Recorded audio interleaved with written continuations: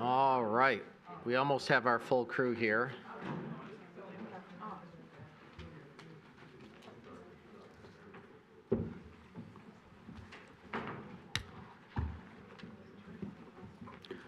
All right, thank you everyone for coming out tonight. Really appreciate it, especially on this cold evening. What I want to do first is let's give a good Royal Oak welcome to Joe Gaccio, our new city manager for the city of Royal Oak.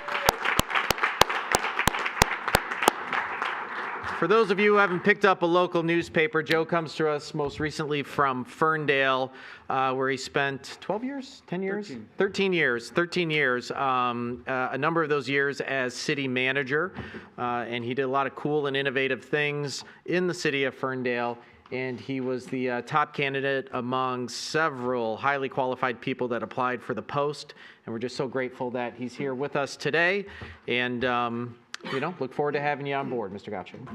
Thank you, Mayor. My thank you to the community for the opportunity. It's been a wonderful onboarding process so far. So to the viewing audience and to this audience, thank you very much. I'm really looking forward. All right, I'm going to call to order the January 13, 2025 Royal Oak City Commission meeting to order. We're going to begin with an invocation given by Commissioner Colo, followed by the Pledge of Allegiance. I ask that you stand if you can, please. Thank you, Mr. Mayor. I love this time of year. It's a time of renewal, a time of possibilities, of unwritten stories waiting to be told. With this year ahead of us, this is the time to decide what kind of story we want to write. President Jimmy Carter knew what kind of story he wanted to write. He was a man of service, a man of integrity. He spent his life making a difference, not through grand gestures, but through persistent, humble acts of service. From the Navy to the White House, to the work of the Carter Center, his story was always about others, always about helping people write new stories for themselves. One part that really stands out to me was his work to eradicate guinea worm disease. There was no miracle cure, no breakthrough drug, no vaccine. The solution was simpler and much more profound. It was community, neighbors talking to neighbors, sharing knowledge, shared responsibility. In 1980, 3.5 million people were infected with this disease. Today, there are fewer than 15 cases that remain. That's not just progress, that's hope. And it didn't come from one person. It came from all of us. It came from people who believe in the power of connection, the power of working together. But community is not just a place. It's not just where we live. It's who we are. It's a promise we make to each other that we will show up, that we will care, that we will protect and support each other, no matter the circumstances. I've been thinking about the promise this week, about neighbors in California who've lost everything to wildfires, about strangers stepping in to offer food, clothing, and shelter, about firefighters risking their lives without asking whose home they're saving. Because in those moments, it doesn't matter. It doesn't matter if it's a mansion or a modest rental. It doesn't matter who lives there. All that matters is that someone's home. All that matters is that someone's story. That's what community looks like. So here in Royal Oak, we have an opportunity. We have a chance to choose what kind of story we want to write. Will it be a story that welcomes everyone? A story that values connection over division? A story where renters, homeowners, newcomers, and lifelong residents all find their place? This is our time. This is our story. The page is blank, and the pen is in our hand. Let's write a story we can be proud of. A story where we talk to our neighbors, where we solve problems together. At the end of the day, may ours be one of kindness, of connection, and goodness. Let's remember the people who cared. Let's be people who make a difference. And in our own way, I'll be a little like Jimmy Carter. So say us all. I pledge allegiance to the flag of the United States of America and to the republic for which it stands, one nation, under God, indivisible, with liberty and justice for all. Thank you, Commissioner Colo, for that lovely invocation. All right, up next, I see Representative Price is in the house tonight, and she is going to give us a legislative update. Representative Price. Happy New Year. Thank you so much for welcoming me here tonight. I am thrilled to be here for the first time as the representative of most of Royal Oak. I have been a state representative. This is now my third year, my second term as a state rep. I have been representing one precinct in Royal Oak up until now, and now the districts have changed yet again. For those of you who lived in Regina Weiss or Helena Scott's districts in Royal Oak, now you have me as your state representative. So very happy to be here. I asked to come and speak to you about our budget. Most of my committees that I served on last term were budget committees, appropriations. Specifically, I served on the General Appropriations Committee and then subcommittees for Department of Health and Human Services, Higher Ed, School Aid, and then I chaired a little joint committee with senators that made recommendations for major infrastructure projects for higher ed. So most of my work in Lansing was focused on the budget. This is the budget that we voted out of the House in June, signed by the governor in July for the fiscal year that began October 1st. So now we're in January, but the checks are still rolling out, still getting written. Some of the things that you will see that we passed back in June are now just going into effect. So I wanted to share with you some of the highlights, the things that I'm most proud of in our fiscal year 2024-25 budget. So yeah, if you could advance the slide, please. Revenue sharing. Like many up here, I care strongly, greatly, deeply about local government. I was on Berkeley City Council before becoming a state rep. I know the importance of making sure that we are funding our cities, our municipalities. We did a $75 million increase in revenue sharing for our local governments, and an additional $75 million for a public safety and violence prevention fund to meet more public safety needs. Go ahead. School aid. As a former high school English teacher, this is why I went to Lansing, to fight for more equitable funding for education. We made huge strides in that space 2 years ago, and then this past year just continuing the work. We were able to free up about $600 million for school districts by reducing their contribution rate into the state's retirement system, putting money back into classrooms and teachers' paychecks where it belongs. In Royal Oak schools, I believe that was equivalent to $420 per pupil per year back into the classroom, in addition to the roughly $9,000 per pupil allotment. That's still not fully funding our schools. We're still $4.5 billion short, but this is progress in making sure that it's getting into those public school classrooms. We also allocated $200 million to continue providing those free breakfasts and lunches for all public school students. I know that was a game changer for my family and many others. This saves families about $1,000 on average per year, and we knew it was an important thing to continue, making sure our kids are fed so that they can learn. We allocated $87 million to school districts to improve literacy learning and created a separate committee for literacy achievement to make sure we were measuring the progress that we were making. And $400 million to support school district partnerships with the Michigan Education Justice Coalition. This coalition helps us implement research and tools for addressing racial disparities in education. Next slide. Higher ed, this is another one of my favorite budgets. We were able to improve the successful Michigan Achievement Scholarship. The way we kind of wrote this, the order that the students apply and receive and get their funding, allows there to be more federal funds used for cost of living separate from tuition. So students who have transportation, child care needs, housing needs can now use more aid toward those additional needs for pursuing higher ed in Michigan. We have the Community College Guarantee, which allows high school and incoming college students in our district, all of Oakland County, and most other counties who graduated high school after 2023 to attend community college tuition-free. This was a huge priority for the governor and for us in the legislature, and we made it happen. We also did a $20 million increase for the tuition incentive program, which helps open more doors to higher education, training, and credentials to more students. And we allocated $52 million for the Michigan Reconnect program. This provides scholarships to individuals who are 25 years or older wanting to come back and receive their degree. General affordability, affordable housing supply. We know what a struggle this is throughout our state. We allocated an extra $100 million to increase the affordable housing supply.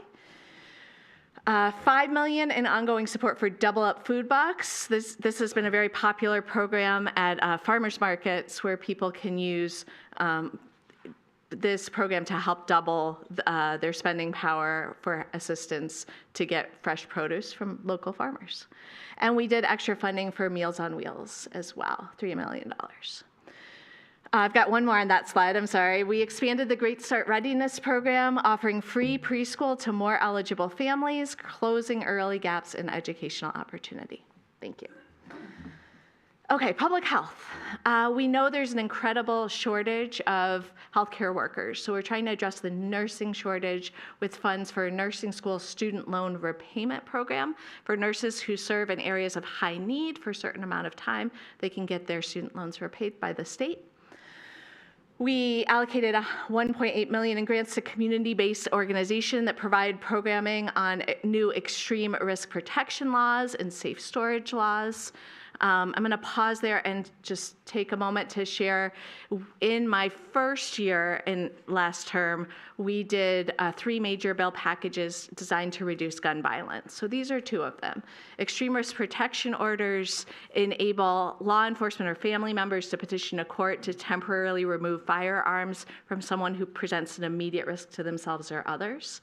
We needed education, make sure that our law enforcement and community partners understood that tool that they now have. It's been very popular. There have been many live saves we hear from our local law enforcement through use of that tool. We also have these safe storage laws. I was the bill sponsor on one of the laws here that went through the House that got rid of all the sales and use tax on any tools designed to lock up weapons away from people who shouldn't have access to them. So safes, trigger locks, things like that. That one had broad bipartisan support. We passed these safe storage laws. Now we need to get the word out. And so we know we don't want to have unfunded mandates. We want to fund our mandates, make sure that we're giving our school districts and our communities the money that they need to educate our communities. Make sure especially that all parents know that if they have a weapon in the household, they need to lock it up away from those kids. It's now a law in Michigan that they don't want to break for many reasons.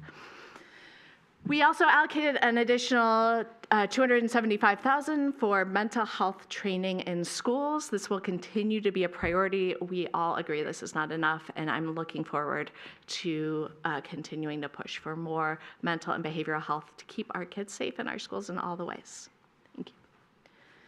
Transportation, $226.7 million toward local bus operations. So this invests in essential transportation services that make everyday commutes happen. And we did a $101 million increase for distribution to local road agencies. Again, we know this is not enough. We know the need outweighs the resources, but these are continuing to signal priorities that we have. Environment, $40.3 million to access available federal funding for lead service line replacement projects. I know you've got a great team who apply for all of those grants that you're eligible for, and I'm going to encourage you to continue to.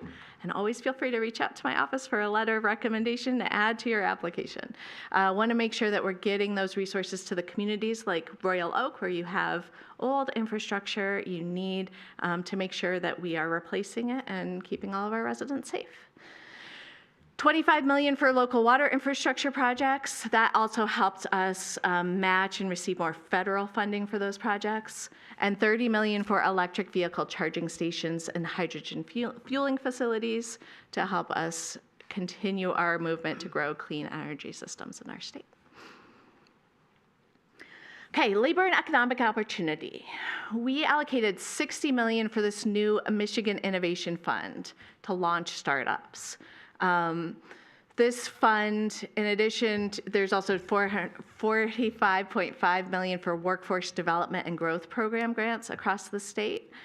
And these especially took a lens of giving additional support for small and minority-owned businesses, and required a new board that will create requirements for retirement plans for all employers who currently do not provide a retirement plan for their employees. This was really important, and we heard this need not just for employees, but from the businesses themselves. This got broad support among the businesses that we were providing the structure and the funding for that structure to connect employees, especially small business employees, to retirement plans that they can then directly make use of in planning for their future. Okay, agriculture and natural resources. $3 million for a new farm to family program. This supports regenerative farming, agricultural supply chains, and the promotion of Michigan food products.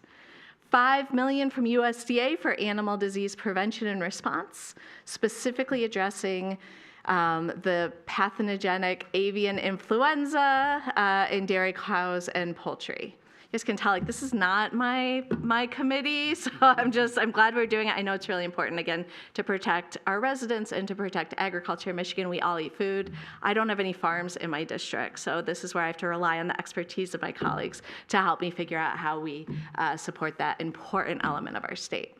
But this one does hit a little closer to home. The Land and Water Conservation Fund program, this aids local governments in developing public recreation. And all of my communities have public recreation, have parks, and many of them, including Royal Oak, may apply and be considered for these grants. Okay, health and human services and veteran services. So we expanded our certified community behavioral health clinics to more counties, providing mental health services to an estimated 35,000 additional residents in Michigan. We increased by $30.1 million support for child welfare programs, including adoption subsidies to foster care placements and the Child Care Fund. And we allocated $2.5 million to continue providing housing for homeless veterans and their families. So thank you. I wanted to leave you with my office information. This is, again, my district has changed shape, also number. So if you knew me as House District 5, now I'm House District 6. But this has all my new information, my new location in the House office building, new phone number. The email is the same as before. Just encouraging everybody watching and paying attention, and if you know somebody who has needs and maybe isn't watching, please spread the word. My office is available to help answer any questions about appropriations, about the budget, about laws, either that are pending or that your residents believe that we need to prioritize. We are also available and providing constant resources to community members, especially those who need help navigating state resources. So unemployment claims, if they're struggling with some Medicaid redetermination issues, we have resources we can point you to from my office. If there's our residents, Royal Oak residents, who are having any trouble navigating any of the state departments, right? If you're one of my constituents, please reach out. My staff is well trained to help you navigate those resources and can help prioritize your requests. So if you have any questions for me, please get in touch.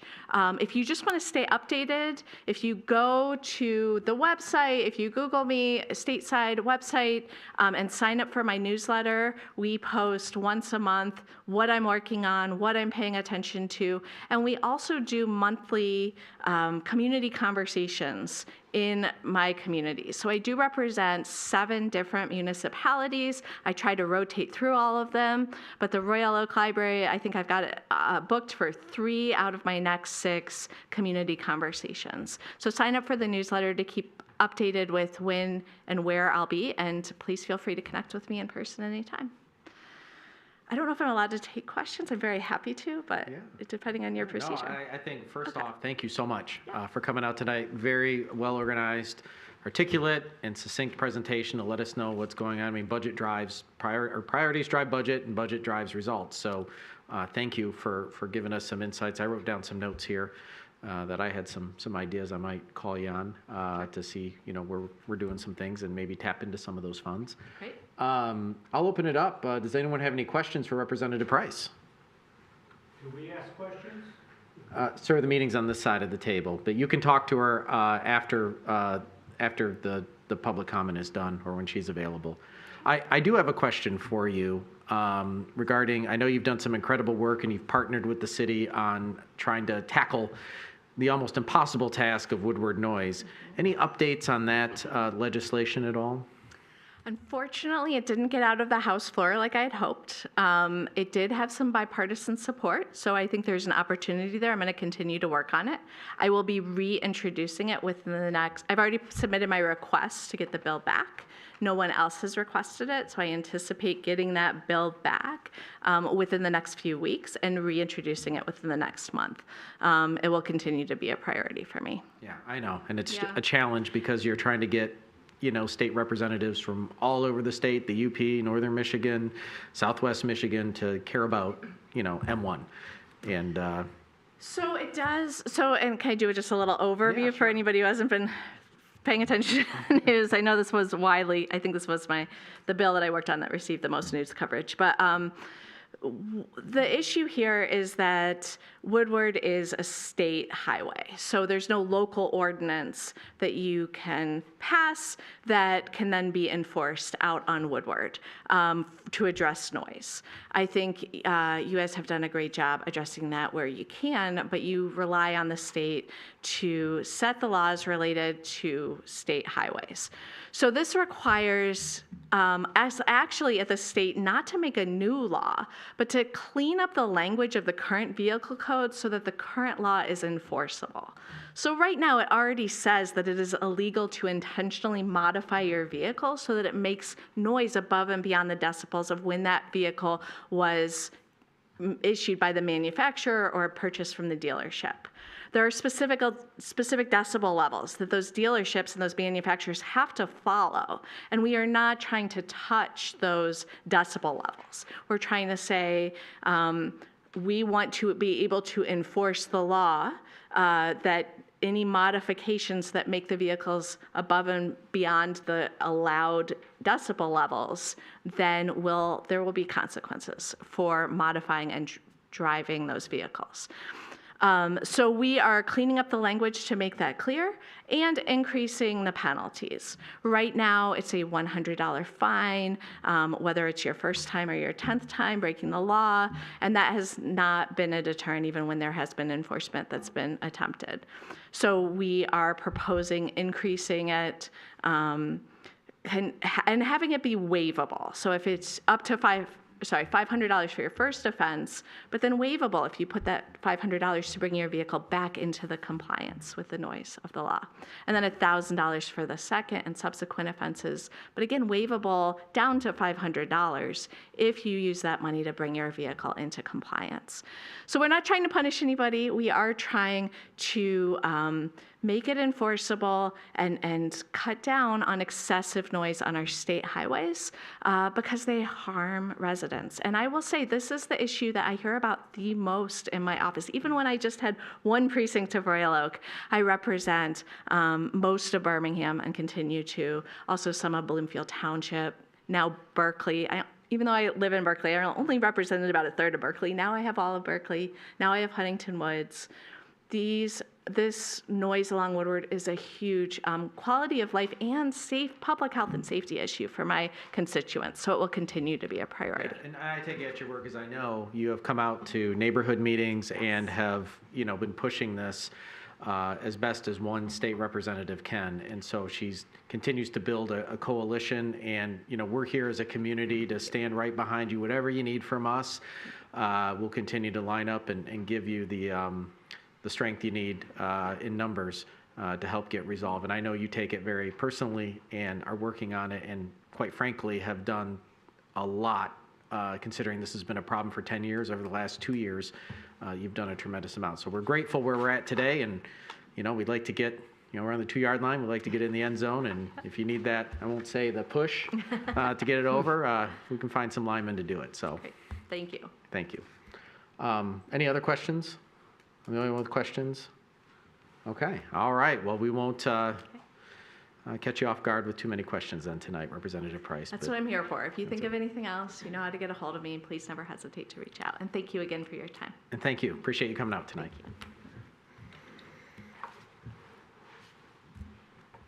All right. So that brings us to number 5, which is the Public Library Annual Report. I see Director Irwin is here.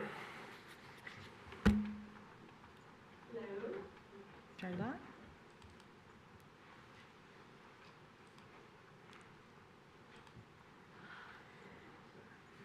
What was that?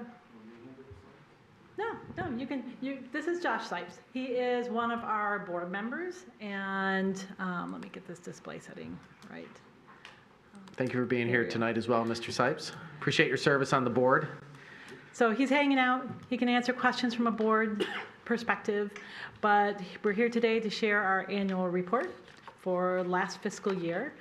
It's already 6 months into the new fiscal year, so it all feels very old to me. But these were our library board of trustees this last year. Matthew Dyer has resigned from the board. He moved to a different community, and we'll get a new board member appointed this evening who's in the audience. Hello. And I just want to talk a little bit about this past year. We were very busy. A lot of things were going on. Our board approved a capital improvement plan, which was our 10-year millage started in July of '23, and they put together a 6-year capital improvement plan to upgrade the facility, and the board in total approved that back in October of '23, which led to our boiler room being waterproofed in the spring of '24. I look at Commissioner Colo, who's very happy with that. I mean, it was a nice swimming pool down there. It was lovely. We had 2 new board members this past year, Shannon Tierney and Amanda Woods joined the board, and Sharon Stanton had stepped down last year. And so we thank Sharon and Matthew for their service. We launched our mobile app last year, which allowed for easier access to your account. It allows families to connect all of their library cards in the app so parents can check on their kids and see what they have checked out, so they can make sure that everything's being returned, which is great. People really like that. We implemented a new event and room reservation system, which Representative Price's staff has used to set up meetings in the library. So that was just the event system in action right there. And we also started Comics Plus, which is a platform to read comics online. It's an ebook platform, and it's accessible all the time, which is really great. You don't have a waiting list for any of those comics. So if you like comics, Comics Plus. We partnered with the Automotive Hall of Fame to bring their achievement exhibit to the library last January, which brought students and classrooms over from Royal Oak schools, and it highlighted African American achievements in the automotive industry. We also hosted a local author fair and collaborated with the Royal Oak schools on a student art show, which we'll be doing again this spring. None of this would happen without the oversight of the library board, the collaboration with the Friends of the Library, and the ingenuity of the library staff. They're really hardworking, and they do a lot, and we have so many volunteers through the Friends and through other volunteer programs. I really want to thank all of them for a successful year. For our revenues, you can see that when our new millage started, our revenues went up, which was great because we have an old building, and that's why that capital improvement plan is in place.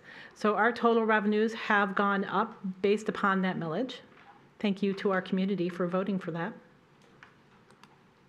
And our expenditures, we still keep them pretty steady.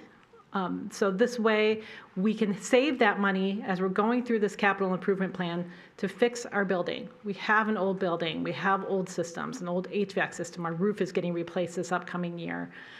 So there's a lot of things that we need to do to keep that building running and also move towards more sustainable fixtures and services. So getting solar on the roof, which is something that the city is funding, but also when we do our HVAC, upgrading all of that to something that is much more sustainable than these really old equipment that we have. So if we're looking at our statistics, one of the things we do very actively is we do programs. We had 439 programs last year with over 15,000 people attending those programs. That's a lot. The staff works really hard on those programs. They take a lot of work. Card holders and visitors, we have about 26,851 card holders at the end of the fiscal year. That's about 46% of the overall residents in the city of Royal Oak. And we had over 185,000, almost 186,000 visitors to the library last year. That's a lot of people walking through our doors. So, and that's every day, busy, busy, busy. And we really appreciate, we want people to come into the library, so make us busy, keep coming. For our database use continues to fall, and a lot of that has to do with post-COVID. A lot of people have had to find ways to get their information, and so database use just continues to go down, which is, for me, understandable. The other thing that continues to go down that we want to go down is the size of our collection. We really need to do what's called weeding of our collection. Just like you weed your garden, you get rid of the things that are maybe in poor condition or have misinformation in them. We have to continually weed our collection to make it more accessible for everybody.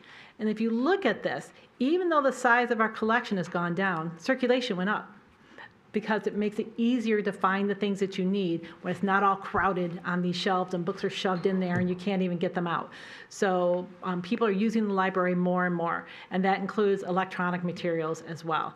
I'd say the electronic circulation is about a quarter of our circulation. The rest of it is the materials in the physical library.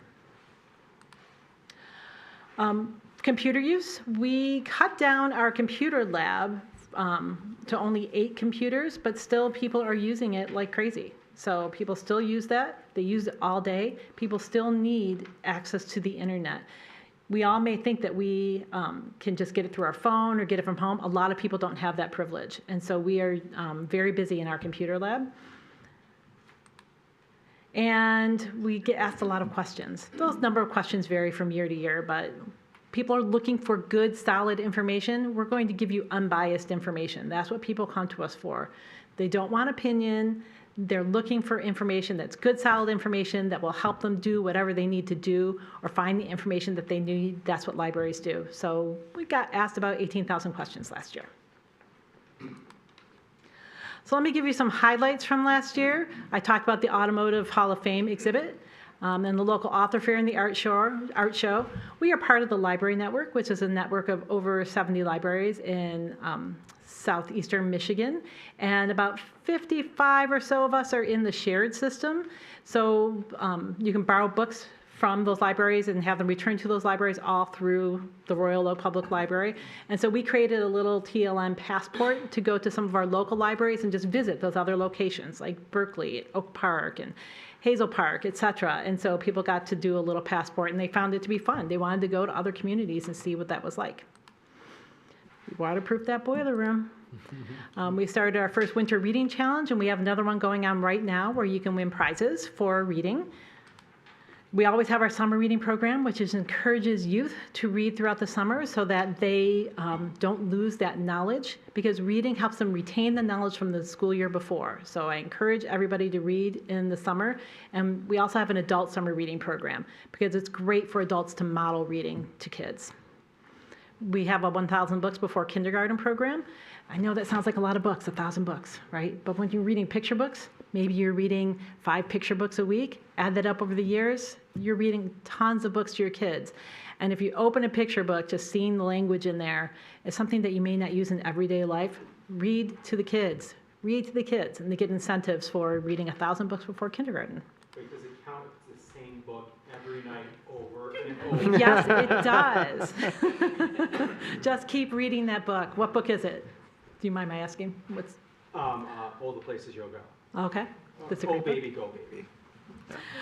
We also had a gender-affirming clothing swap, which was very, very popular. It was people donated clothes so that people who are identify with a different gender can pick out clothes that they felt comfortable with. And we had one parent who said, my son was not comfortable shopping in stores because they could never go into the dressing room that they identified with, and they were very happy that we held something like that. So we're always trying to find innovative ways to support our community. We also hold a preschool information night, which is actually happening right now in the farmers market, where we get information from local preschools, and parents and families can come and learn about those preschools and figure out where they're going next year. So that's happening at this very moment in the farmers market. Finally, we lost one of our longest serving staff members last year, Lori Bowden. She was with us for 46 years. She's missed every day. We miss her a lot, and everybody remembers her fondly. So many people who got their first library card got it from Lori, and she was just a joy, and our hearts were broken last year. But we did buy this dragon sculpture and have it in the library because she loved dragons and she loved books. So if you're stop by, you can take a look at that in the library. She passed away? She did pass away unexpectedly, yes. All right, any questions or comments? Or Josh, do you have anything that you would like to add? No, you did a great job covering it. Thanks. All right, questions for Mr. Sipes or Director Irwin? Commissioner Colo. Thank you, Mr. Mayor. Thank you again for another wonderful year at the library. I mean, the programs are phenomenal and ever-changing. They're great to just engage with. So, I mean, what an asset. I'm actually looking at the 1920 report right now, and there were, the year before COVID, 163,000 visitors. So you have topped that by over 20,000 visitors. Like you guys not only bounced back from COVID, you far exceeded what we had back then. So that's quite remarkable. So, thank you for doing it, because I know for years the numbers were down. We had less visitors, less people could be in there. So this is just great to see us not only come back from COVID, but to, far exceed that. And, I think part of it, Commissioner Colo, is being right next to Centennial Commons in the new Civic Center area. It brings a lot of people to downtown Royal Oak, and a lot of people visiting, and they get to discover the library just by being in that park. So I think having this Civic Center area is a really important piece of the success of the library and the city in general. Yeah, I mean, you're definitely part of our sense of community and like why people come together. I'm just gonna make a quick pitch. Can you please number the scavenger hunt sequentially downstairs? Because my kids drive me nuts, crisscrossing about trying to find the numbers that are never in the same order. I will mention that to the staff. Yeah, and I'll just add, it's not just the growth in visitors that we see, but also the digital formats that people are interacting with the library and the downloads they're getting and all of that. So, I mean, the activity of people seeking knowledge and information, as well as, entertainment value as well. Some books are nonfiction or fiction. And I think that's really a testament, not just to the fact that we have these four corners with a bunch of stuff in it, but that it's a true community, because, any place can just be four corners with a bunch of books and stuff. But I think it's the building of the community, the things that you're doing above and beyond the call of duty that make not only the Royal Oak Public Library, a gem in our city, but a critical place of community, which we've, post-COVID, have gotten away from.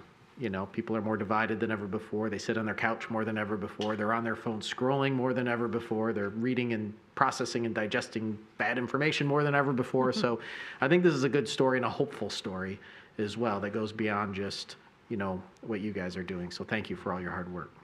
Thank you. And I would like to make a little plug. We do have our library book vending machine that we have over at Woodward Corner Market. So the board saw that we needed to find a way to better meet the needs of people that are in the north end of Royal Oak. So we invested in our library book vending machine. It just opened in mid-December. And anybody with a library card with TLN can go to that machine, scan their card, take out a book, scan their card, bring it back, and put it in the machine. It checks it in. It's a great resource, and our commitment to finding more innovative ways to serve the people in the north end of the city. So if you haven't had a chance to stop by there, First, Woodward Corner Market is a fantastic place, and we'll start doing some programs in the cafe over there, so keep an eye out for that. And we look forward to continuing to serve our community. Great, great. All right. Nothing else? All righty. All right, thank you. Thank you very much.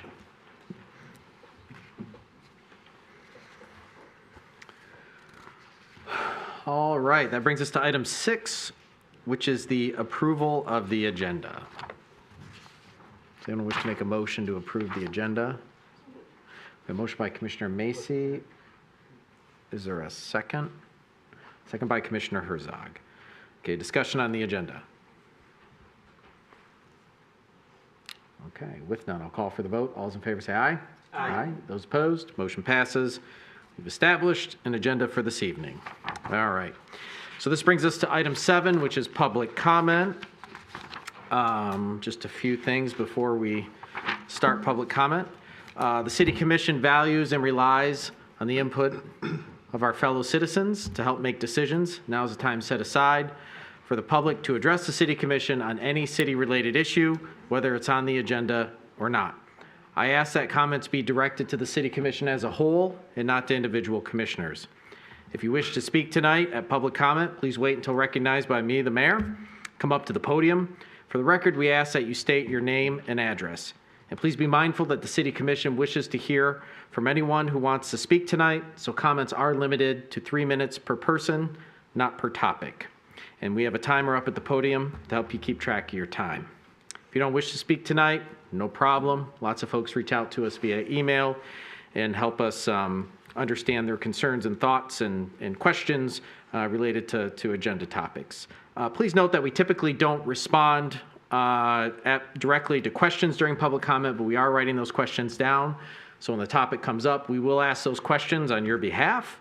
If you have questions that aren't related to anything on tonight's agenda, our city manager is taking copious notes and he will follow up accordingly. But it's hard to get back to you if you don't leave a way for us to get a hold of you. So we ask if you can drop off your information to the outstanding, amazing Judy Davids, and she can certainly get your information and get you an answer back right away if we don't have it readily available. So with that, everything okay over there?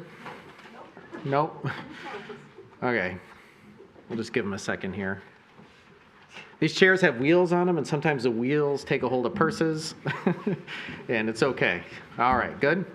All right, everybody's good. All right, so I'm going to, who wishes to speak tonight first? Yes, sir, in the front. How are you doing tonight? Doing well. I'm nervous. I just want to voice my opinion. My name's Joel Gumbetter. I live in Madison Heights there. I grew up in Royal Oak. But my concern is about the senior center, okay? I've been going there 8, 9 years now, okay? There was a page that worked there beforehand, okay? The first 5 years, whatever it was. I retired in 19, okay? The pandemic came up, okay? Then she retired. They got another girl in there, okay? There was 3 pool tables in there. They removed one of them. There's 2 now, okay? They had some money they didn't handle right, okay? So now we got all this room, and we'd like that pool table back, okay? And another thing I want to tell you about too, okay, is I don't think she's handling it right. That's not up to me to voice my opinion about it. She's fairly new. She's only 2 years old into it, working there. The latest thing is I see what's happening there, okay, is the gym. They got money for gym, okay? A couple pieces of equipment are still on its way, but they have this equipment there now for close to 3 months. The room is set up, okay? They could open the doors right now, okay, and let people use it. But her saying, I'm hearing it from the assistant, okay, that we're waiting for more equipment, but it's all ready to go. It's legal to go in there. There's probably $15,000, $20,000 worth of equipment that she could open it up. It's been 3 months now. It's been sitting there collecting dust, okay?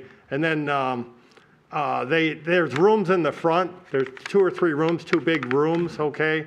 And the card players had a problem with them too, okay, this woman, okay? And anytime there's any work being done there, I would like for someone to oversee it, okay, because she screwed up on it before. She was supposed to have union contractors, okay? They were going to do something to the room that where our pool tables are at, okay? Anyways, that's my biggest beef right now, is why I'm there. I could care less who runs it. You know, I'm there to go and have fun. You meet people and you shoot pool, okay? But I'd like to see that third pool table come back, okay? It was taken away. There's plenty of room there. That's my beef right now. So I thought I'd voice my opinion, and I thank you all for listening to me. Thank you. Hey, have a good day. You too. All right, yes, in the front, the purple.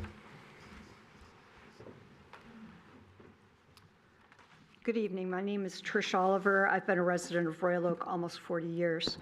I had a couple of different issues I wanted to comment on tonight. First of all, we are all very distressed to see the 4 legacy trees at 4704 Rochester Road cut down. Of course, it goes without saying that mature, beautiful trees like that provide many community benefits such as stormwater management, sound buffering, and shade, et cetera. So the City Commission should rescind the approval of the site plan that was violated. It is your duty to enforce the approved plan. Please make the developer start over without granting any zoning bonus or variances to political contributors the second time around. Only allow the 16 units that the area was zoned for. This will reduce the parking requirements and parking lot size and allow a lot of green space for new trees to be planted and a buffer between this horrible project and the neighborhood. Try to make the vote for something that you do not want to do, and this will give the developer a slap on the wrist for violating the site plan agreement. It also will provide a nice community benefit for the neighborhood with a nice green belt to make up for the lost legacy trees. In addition, I want to speak on 111 North Alexander and also 723 North Main. These projects, per usual, are a preview of what every Royal Oak resident can expect when the new master plan is adopted, because the new plan disrespects nearby residents and single-family homes. The one at 111 North Alexander is just another of a series of projects that should never have been approved that encroach into our single-family neighborhoods. The Planning Commission did vote to deny it. It's before you guys tonight, and I urge you to vote, to honor the Planning Commission's recommendation and turn it down tonight.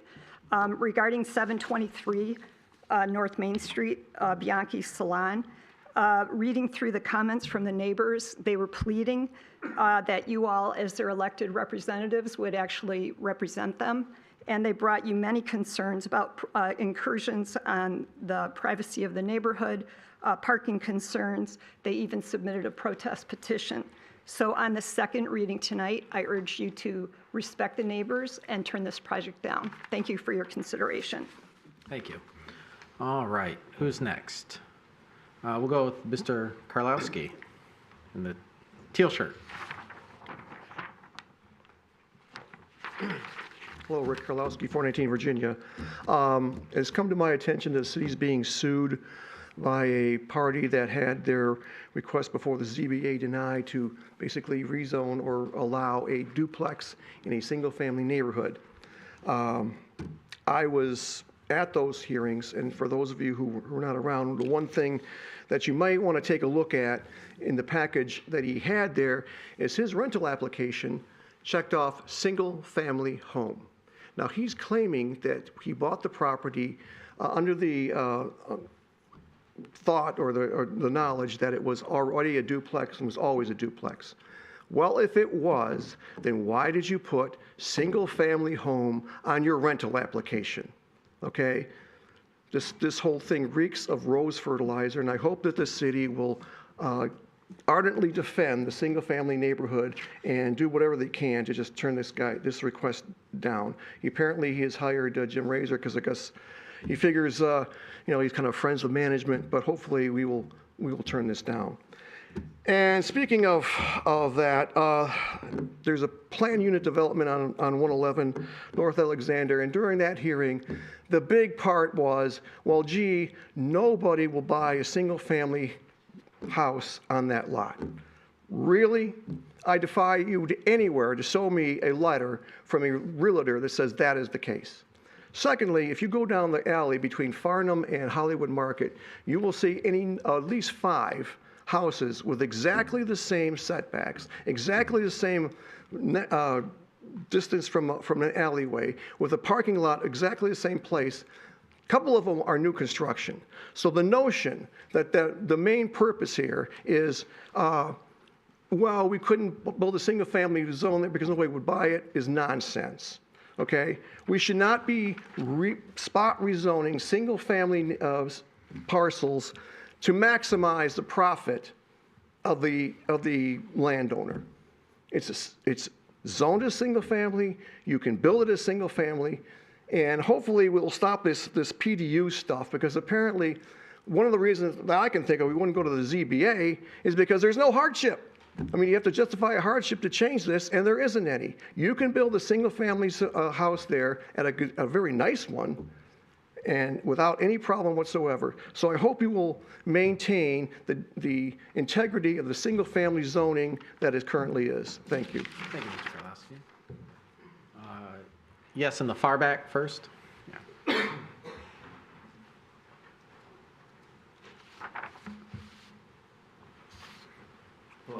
My name is Dave Bach. I'm 59. I reside at 3317 Normandy. I moved into Royal Oak 21 years ago, and during this time, I estimate I've paid roughly $70,000 in taxes. In the last 16 months, 3 houses, the one across the street, the one next to me, and 2 over, have sold. They've all been turned into rentals. That's 3 of the 6 houses. If I go to the left of me, there's 2 more rentals. The one next door to me is 3313. In the first 6 days, 3313 Normandy. In the first 6 days of 2025, I've had to call the police twice. A New Year's Eve party of 50 to 60 kids. Since I reported the owner to VRBO, he retaliated against me the next day, so I had to call the police again. In 2024, at this house, I was woken at least 15 to 20 times with several parties. And just with these short-term rentals, you have increased traffic, deteriorating neighborhood integrity, and the commercialization of a residential neighborhood, which really impacts your quality of life, with cars coming and going, each night a different rental person, 5 cars, car doors opening, cars beeping. It's a nightmare. I've been told 3 times recently by Royal Oak that you do not know how many rentals you have. I did find in 2018 from a letter to the police chief to the mayor that there were 3,218 in 2018. So I'm guessing you at least have 6,000 now. In 2018, there were roughly 300 Airbnbs per Google. In 2024, 500 Airbnbs. I feel the rental saturation in Royal Oak is out of control, both long-term and short-term. And I like Royal Oak to limit the number of rentals like Ferndale recently did. And last year when I called the police on another party, that Royal Oak was afraid of Airbnbs and was scared of a lawsuit. I would say don't be afraid. And I also feel Royal Oak should increase your permit fee for a single property. In Royal Oak, it's $145 semi-annual. In Ferndale, it's $250 annual. You're leaving a lot of money on the table, which could be used towards budget to handle all these issues with short-term rentals. I'm not against rentals. They're needed in Royal Oak. These Airbnbs and VRBOs are getting out of control. If you go on the Facebook group of Royal Oak, I'm not the only one with the issue. I know Royal Oak is not the only city in Michigan with this issue. But basically, this year started out a nightmare, and people have said I've got 2 choices. I either can suck it up or move, and I'm probably going to move. And the guy next door to me, who is the Airbnb host, says he's going to buy my house and turn it into another Airbnb. Thank you. Mr. Bach, if you could leave your contact information with Ms. Davids and the police chief. We actually put in a newer ordinance to address these very concerns. So I'd like to look at that ordinance through the lens of your situation, and they can take care of it for you, And okay? I did talk to a city guy, and he explained that, but anyway, yes, thank you. Okay. Yes, back there.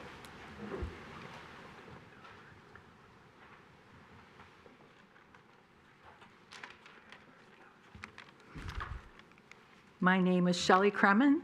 I live at 618 North Gainsboro. I've been here for about 35 years, enjoying every minute of the city and what it has to offer.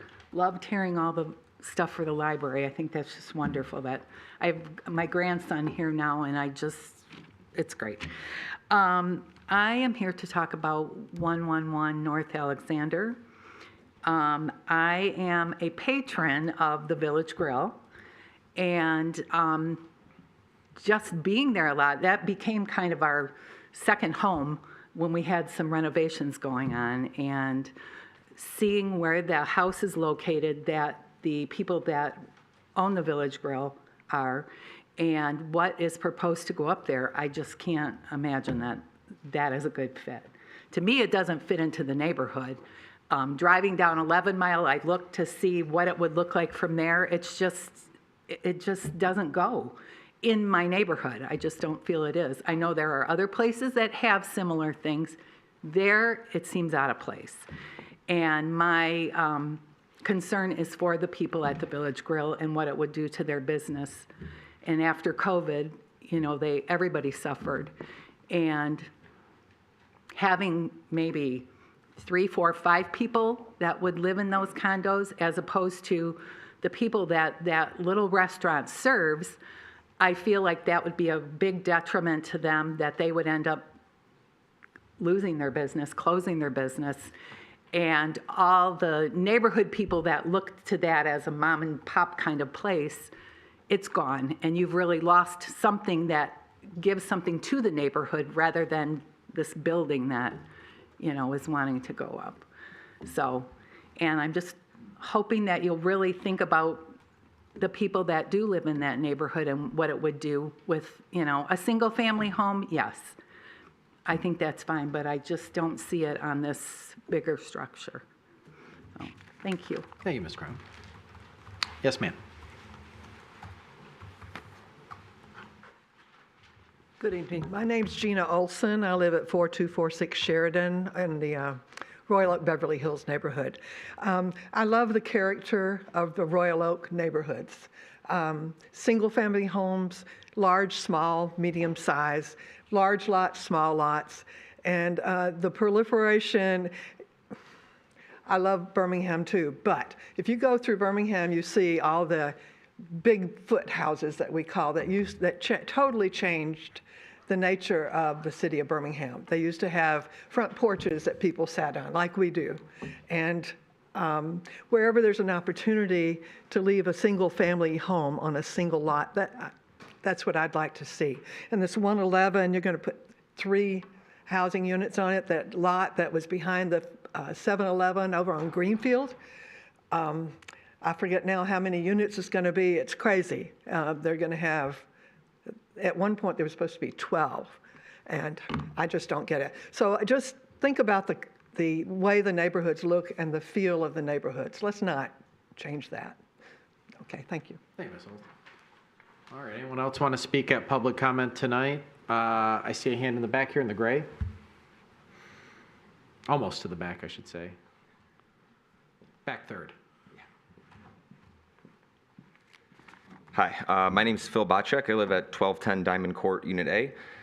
Those are the condos right next to the Royal Treatment marijuana dispensary located at 420 East Harrison Avenue. A couple years back, when this location was up for Commission Board approval, the proposal was highly contested by the public due to its location right in the middle of multiple residential condos and houses. While I was one of those residents against the location of the dispensary, I was at least relatively impressed by the overall promise of how the premises would look from the outside. The proposal included beautiful renderings of landscaping surrounding the property and boasted of a green wall that would separate the adjacent condos, which happened to be my condos, from the building. Based on how much time and emphasis was put on this portion of the petitioner's presentation to the Commission Board and to the public, I'm assuming this was a significant part of the Commission's rationale for accepting the proposal. Fast forward to the spring of 2024, April, when the establishment opened, it looked like almost nothing was done with the landscaping. I didn't think too much of it because maybe they were just running a little bit behind. On June 28th, after seeing no progress whatsoever, I decided to email Joseph Murphy, the Director of Planning, with my concerns. Mr. Murphy was very helpful and responsive to my inquiries. He noted that the establishment was granted a temporary certificate of occupancy in April, which was set to expire in July. He also added that based on his assessment of the property, it did not comply with the approved landscaping plan. I followed back up in July, late July, after noticing absolutely no changes to the condition of the site. Mr. Murphy once again agreed that the site was, quote, woefully deficient, and a warning letter was sent to the owner that the issues had to be resolved by October 4th. I followed back up on October 15th. Again, after seeing absolutely no improvements to the site, Mr. Murphy stated that a site plan violation was to be issued to the owner. He also references, and kind of why I'm here, that the licenses are up for renewal every year. It should probably go without saying, but this has the potential to set a horrible precedent for future developments of all types and sizes. The owners of this property have absolutely no shame in lying to you as the commissioners and us as the public just to get things across the finish line. We have to hold people like this accountable because it allows for the opportunity to question any proposal that comes before the committee in the future. I have put together a small packet with the original proposal, my own pictures, my communications with Mr. Murphy, if you guys care to see it. But I mean, it's usually the response I get when I show it to people, it's like laughter comes after it. I mean, it's literally, they didn't even sod the grass, and they had multiple communications warnings from when they opened in April all the way through the end of the year. Like literally zero was done as a response. So I guess my question would be is like, is there going to be a public comment for like this annual renewal of these licenses where I can make this case again? I'm not sure if you guys can answer that, but I can maybe look into that in the future. But in the meantime, I have 2 copies of this. I don't know if it's... Yeah, if you want to pass them down to our city clerk, she'll make sure they get down this way, or she can make copies of those and get them to us as well. Thank you. We can't solve a problem we're not totally aware of. Yeah. And I see our city manager's taking great notes here. And again, if you leave, well, we have all your information, so he'll... Are those usually like something that comes up for public comment, those like renewals? We'll let him get the right answer for Okay. that. I would think so. Okay. At least it would be on a city commission agenda of some sort. So I'll let him answer that question more technically, because we'll have to pull up the references when that time comes. So thank you. Thank you. Okay, yes, sir. Green. Good evening. My name is Thomas Horman. I live at 914 Genesee Avenue. I moved to Royal Oak in 1978, and my 4 children grew up here. I remember reading to them and to their children, "I am the Lorax who speaks for the trees, which you seem to be chopping as fast as you please. Tonight, I speak for the 4 mature legacy trees formerly located at the southwest corner of the PUD project at 4704 Rochester Road." In an oral statement to the City Commission on May 13, 2024, the representative for the developer, Mr. Dennis Cowan, stated, and I quote, "We've been talking so much about trees tonight. We are saving 3 very large legacy trees, which are on Genesee, which I know is something that is important to the neighborhood and to us." End quote. Thus, with that assurance, it was a shock on the afternoon of December 18th, 2024, to see equipment on site grabbing and cutting down these 4 trees.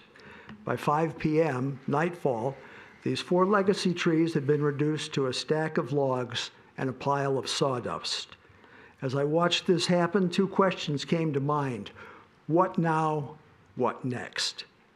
I thank Commissioner Douglas for her response to my first question earlier today. She explained that the developer had discovered that the only path to the stormwater detention basin on the site affected those trees, and with the approval of the planning and engineering departments, they removed them. She further explained that the developer would either plant new trees or pay into the city's tree fund. Well and good. But it is ironic that at that same May 13th City Commission meeting, Commissioner Hunt asked Mr. Cowan about the stormwater management plan for the project and was assured by Mr. Cowan that it was all explained and handled and managed in the site plan. So, what next?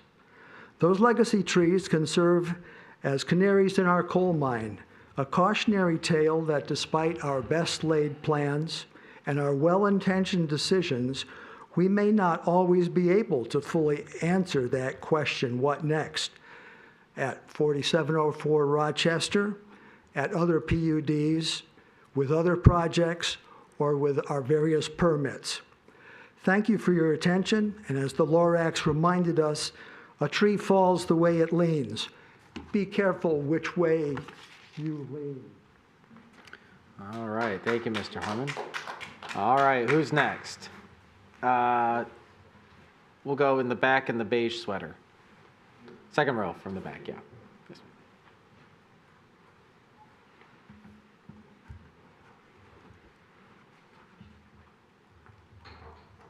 I hope I can keep my voice.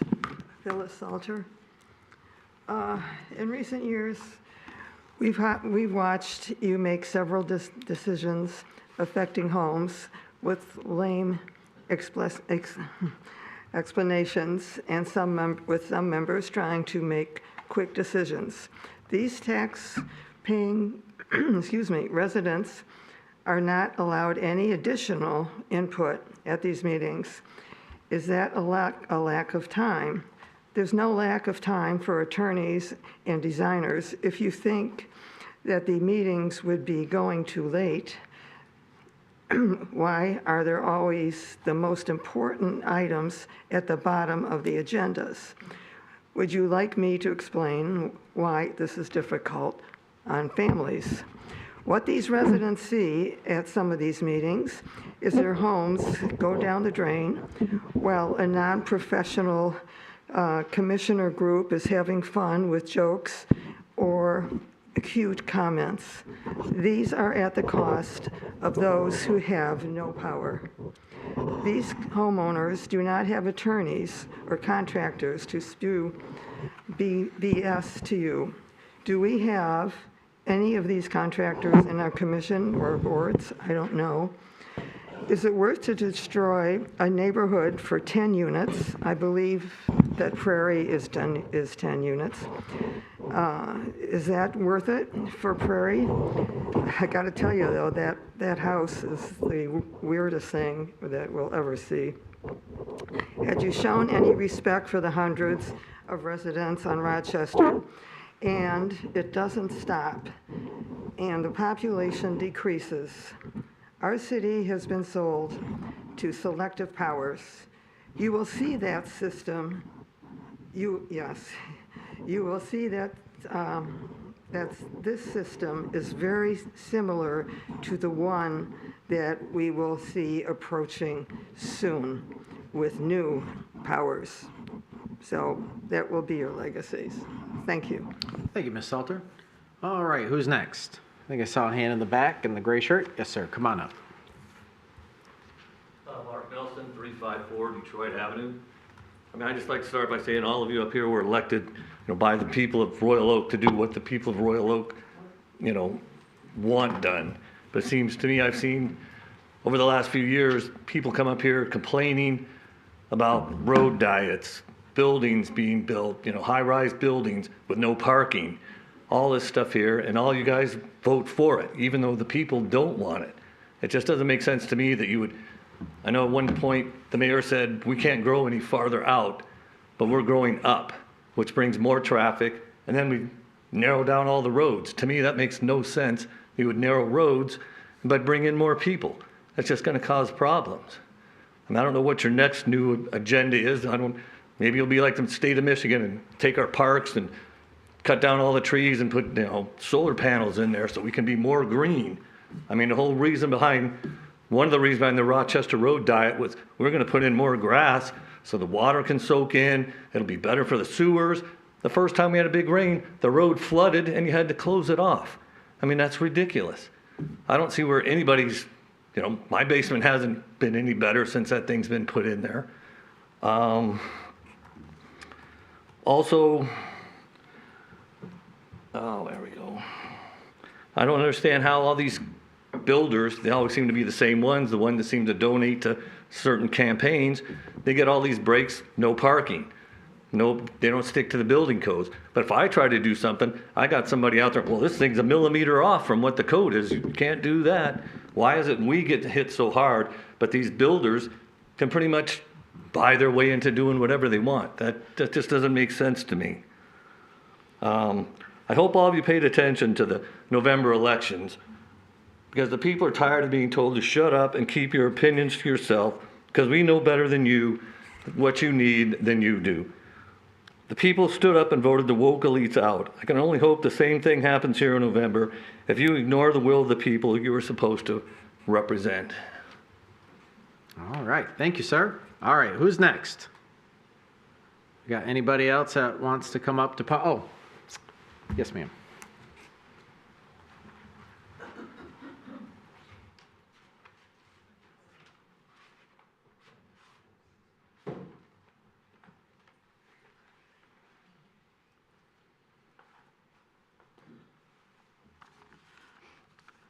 Nancy Poprovsky about honesty. Someone told me they're optimistic.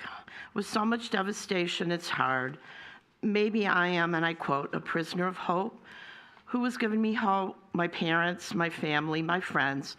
Jimmy Carter. Honest and faithful servant of the people and the earth. He took action for equal rights. A farmer who knew the importance of caring for the earth. Without it, he knew we couldn't survive. No boasting about his great works, no flashy home, family honesty first. He crossed political lines. Deceased Republicans left their eulogies of him and his greatness. He practiced what he preached. They said he kept his word. On May 13, 2024, at a City Commission meeting, the attorney representing the project at 4704 Rochester Road gave his word, and I quote, you just heard it. We are saving 3 very large legacy trees, which are on Genesee, which is something important to the neighborhood and to us. On Wednesday, December 18th, he broke his word, and the trees were destroyed. I called the city that day pleading for them to intervene. No reply yet. They have my number. Some have been given it personally. When this project was being planned, the attorney gave an informal meeting for the residents. 300 plus residents petitioned against some of the plan, but were ignored and the project was still approved. And the attorney said the trees were important and a legacy. Then why didn't he contact the residents like the first time when it was decided to destroy the trees? No matter what excuse is given, the deal was broken. Money cannot get those trees back. But a severe penalty must happen. They were promised. Perhaps downsizing the property like it should have been and making more green space like the city says it loves. To the people involved in this betrayal, either by being silent or blatantly destroying these important trees, this is a crime and not the first time. Mr. Cowan gave his word. He didn't contact anyone about this. From now on, how can anyone believe him? Rest in peace, President Carter. And on that note, with no intended, Mayor, like President Carter, honesty, a dying breed. Thank you. Okay. Anybody else want to come to public comment? Yes, sir.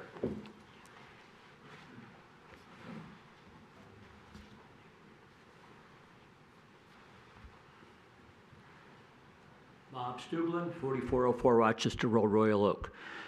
Earlier, when the state representative was speaking, and she asked about questions, I asked if I could ask a question.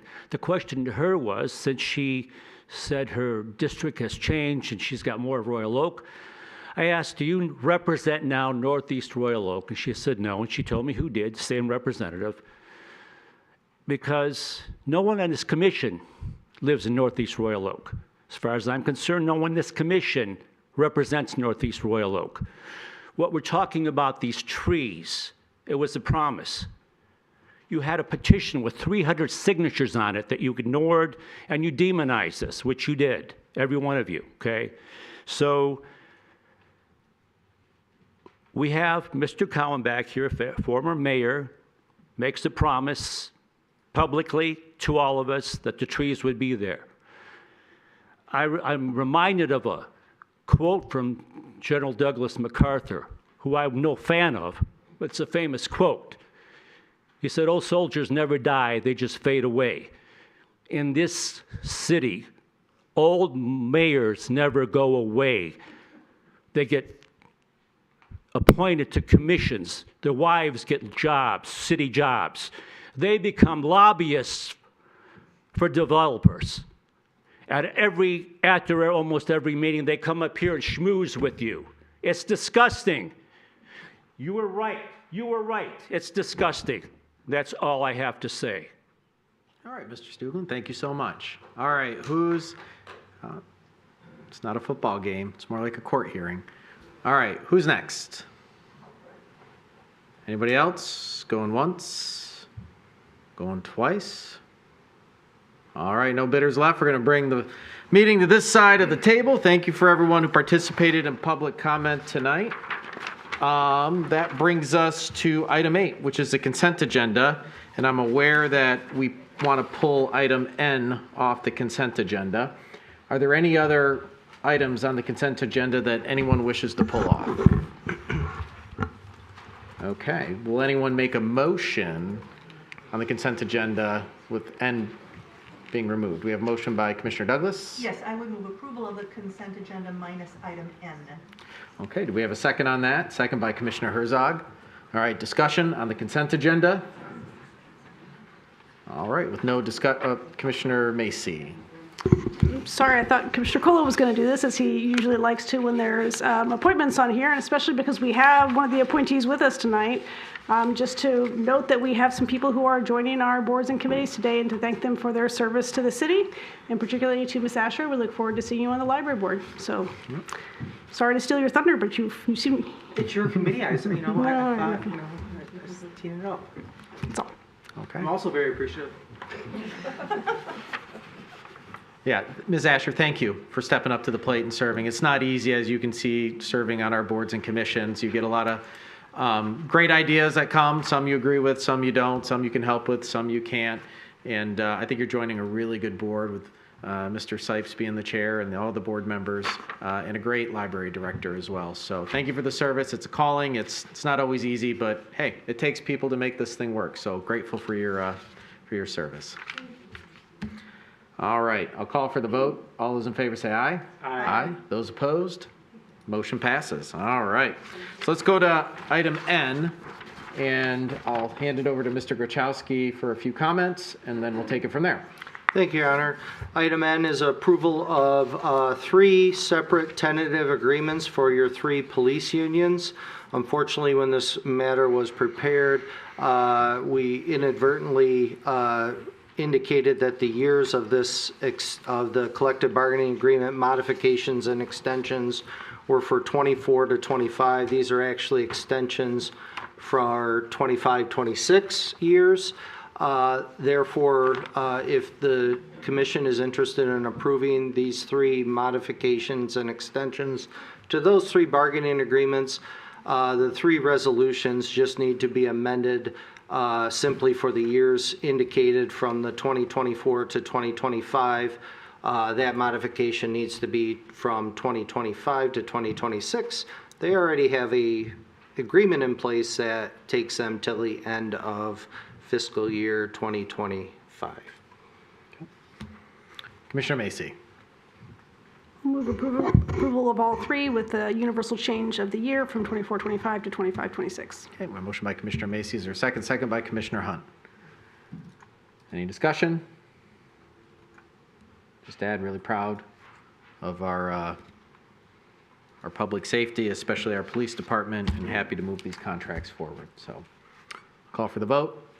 All those in favor say aye. Aye. Those opposed? Motion passes. All right, that brings us to item 9, which is the rezoning of 111 North Alexander Avenue to Plan Unit Development, first reading. Mr. Murphy. The site's located on the west side of North Alexander. It's just north of the commercial businesses that front on East 11 Mile Road. It's separated from the adjacent restaurant by a 16-foot wide public alley. And it's zoned one-family residential, and it's improved with a single-family home. And the petitioner is proposing to demolish the house and construct what will result in 3 units on the site at the end of the process. The vehicle that they're seeking approval through is via rezoning the site to planned unit development. The future land use designation for this site in the master plan is medium density single family residential, which essentially consists of detached single family homes of a more modest size piece of size property. Through the PUD process, the petitioner must demonstrate a recognizable and material benefit to the city. There are some specific ordinance criteria in the zoning ordinance regarding planned unit developments, and the petitioner has provided you with a letter correspondence addressing the criteria and how they believe they are providing material benefit to the city with their proposed project. You'll see on the screen, and I'll hover over, the petitioner is proposing 2 separate buildings on the site.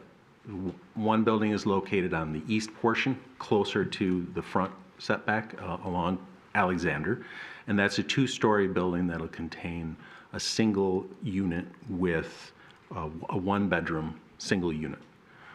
It's separated from a 3-story building that contains 2 units, with each of the units having 2 bedrooms.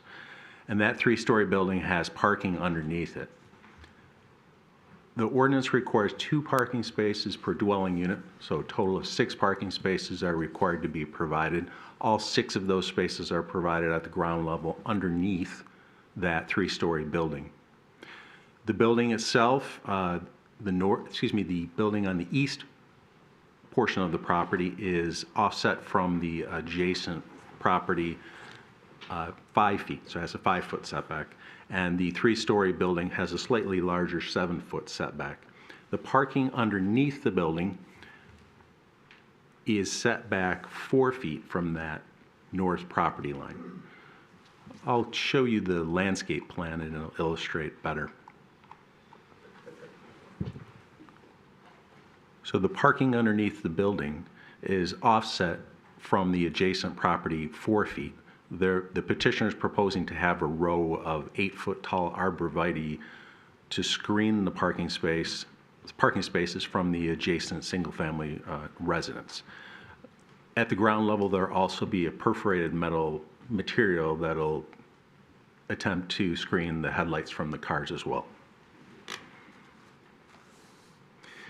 All of those parking spaces are accessed again off the 16-foot wide public alley.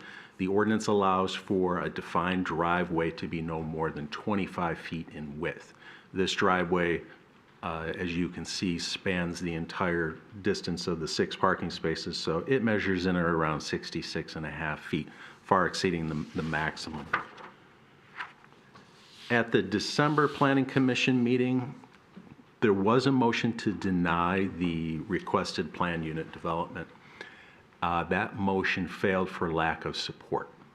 There was subsequently a motion to approve the requested rezoning and to forward it to you.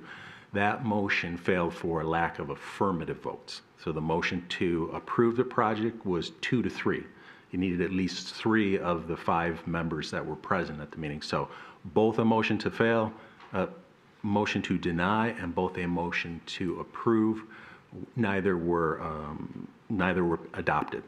So the Planning Commission did not provide you a recommendation for approval or denial, but the project is moving forward to you. You do have in front of you, if you choose to approve the project, there is a suggested resolution for adoption. Of course, there would be a second reading. There's no public hearing that's required associated with that ordinance amendment. But planned unit development certainly is an amendment. It's an ordinance amendment, since it's a change to the map associated with the zoning ordinance itself. There are some deviations that would be listed in the development agreement that's associated with the PUD. The deviations are from the allowable number of dwelling units, the front and rear setbacks for the building, the building materials and their compatibility with the surrounding materials and character of the neighborhood, the distance of the parking to the property line, and the driveway width as mentioned.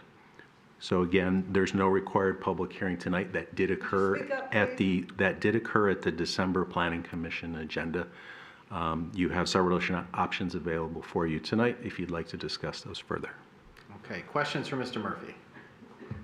Mr. Murphy, there's a request to speak up. So the meeting is on this side of the table. Can't hear. I know he's on the microphone. We have it loud, but we can't just interrupt people. We So can. just wanted to I understand. see her. I She understand. can't hear. Okay. Well, I mean, can everybody else hear? Okay. It's an ADA request. She Okay. cannot hear. All right, So if you well- could adjust your microphone, it would be appreciated. Thank Okay. you. Please don't interrupt the meeting It's just again. an No, ADA I understand. request. No, we're done. Thank you. We're done. Thank you. Okay. Any questions for Mr. Murphy? Mr. Macy? So I guess two kind of procedural questions is, the first one is, this seems different than the normal PUD that we would have, and I'm just wondering why it came to us as a PUD. Could this also have gone through zoning? There are several different approval avenues that the petitioner had the option to select from. We did go over all of those with them. Certainly a use variance and other related variances from the Zoning Board of Appeals is an option for them. The planned unit development, the approval process that they've chosen, a conditional zoning, a rezoning request to multiple family with an associated development agreement, traditional rezoning, and then site plan review. So those are the four various approval avenues that they had to choose from. Okay. And then the other thing that seems unique about this is that we got no recommendation either way from Planning Commission. Is it always the case that it proceeds to us with no recommendation if there's nothing? Or was there a request to have it come in front of the City Commission? How did it get here? We did discuss with the petitioner after the Planning Commission meeting whether they wanted to proceed forward to this next step, and they elected to do so. It's very rare that the Planning Commission doesn't provide you a firm recommendation. It has happened in the recent past. I want to say maybe a year ago it happened, but it's fairly rare. There were 5, so the Planning Commission is comprised of 7 members. At that particular December meeting, 5 members were present. So a motion to approve the project required no less than 3 affirmative votes. And the motion to approve the project failed because it was a vote of 2 to 3. Any other questions for Mr. Murphy? Commissioner Colo. Thank you, Mr. Mayor.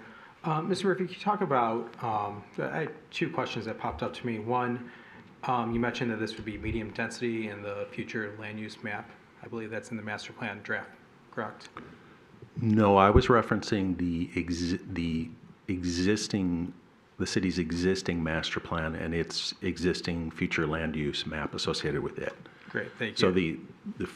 we are currently working, in case no one has heard, which seems odd, that we are developing a new master plan, and there is a draft, but it's only appropriate to look at the future land use map associated with the existing master plan. Great, and I'm sure the master plan's news to a lot of people in this room right now, but, so that 25-foot setback then is the current requirement for what would be approved today in that zoning, right? So that front yard setback, it's listed as minimum required 25, and they're proposing 15. If someone were constructing a new, since this property is zone 1 family residential, if they were constructing a new single-family dwelling on this site, it would be a permitted use, wouldn't require your review and approval. They would need to match a minimum setback equal to the house to the north. So you can see on the illustration, and I'll hover, to the nearest point of this front yard setback of this house is 31 feet. So any new single-family home or any structure on the subject property needs to have that equivalent minimum front yard setback of 31 feet. So then if this were a, let's say, traditional rezoning, and they're asking for it to be changed to the medium density as a current future land use map calls for, how does that setback change? No, it would not. It would not, okay. And then my second question is, the next thing is the architectural character. Can you talk a little bit more about that? I don't think that's been a variation that we've seen. We don't see that often here. So you talk about the architectural character of the project. There's a lot of flexibility in the ordinance with regard to the Planning Commission's review and approval. There are suggested characteristics, building materials, but since the Planning Commission, some ordinance provisions are hard and fast, like setbacks, or minimum required number of parking spaces, a lot size based on the number of units, based on the lot size. Then there are items to the planning that the Planning Commission has more discretion over, and building materials and compatibility of a development to surrounding nature, its context, to the neighborhood. There's a little bit more latitude in the ordinance, zoning ordinance with regard to that. So that same latitude is extended to you as the City Commission during your review, just like the Planning Commission. Okay, but this is different enough than what we've seen that you've chosen to call it out.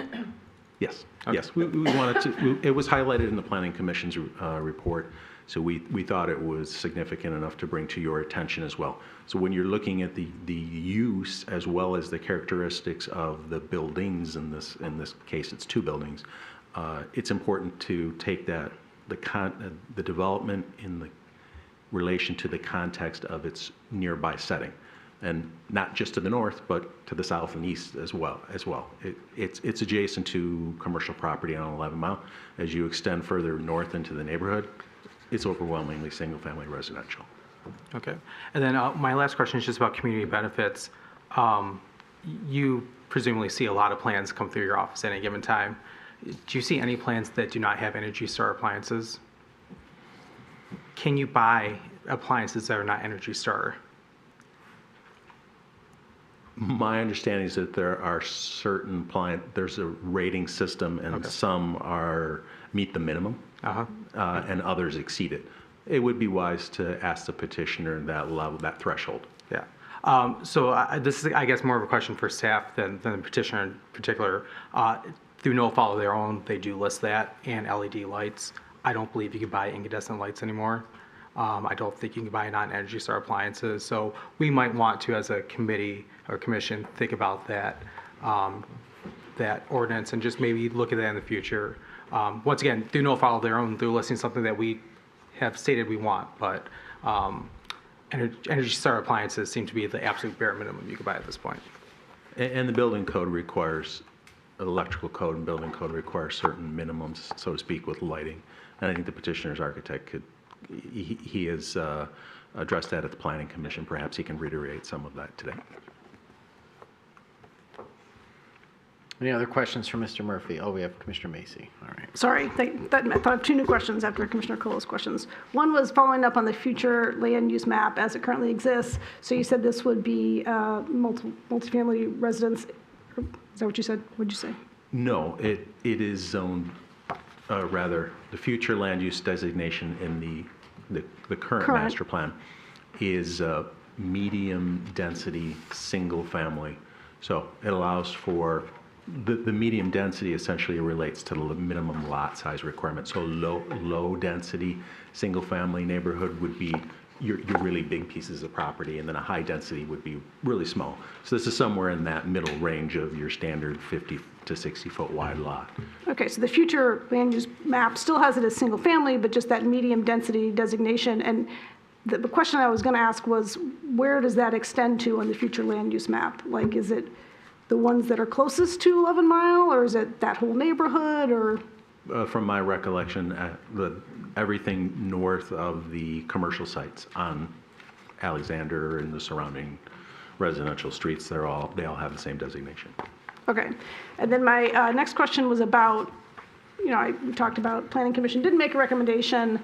And one of the things that when Planning Commission does make a recommendation, a lot of times they've kind of had a negotiation already with them and said like, oh, we should have liked to see this. And I feel like we didn't get that because they didn't really finish the process. Is one of the things that we can do, send it back to Planning Commission and be like, when you're all 7 there, come talk about it again?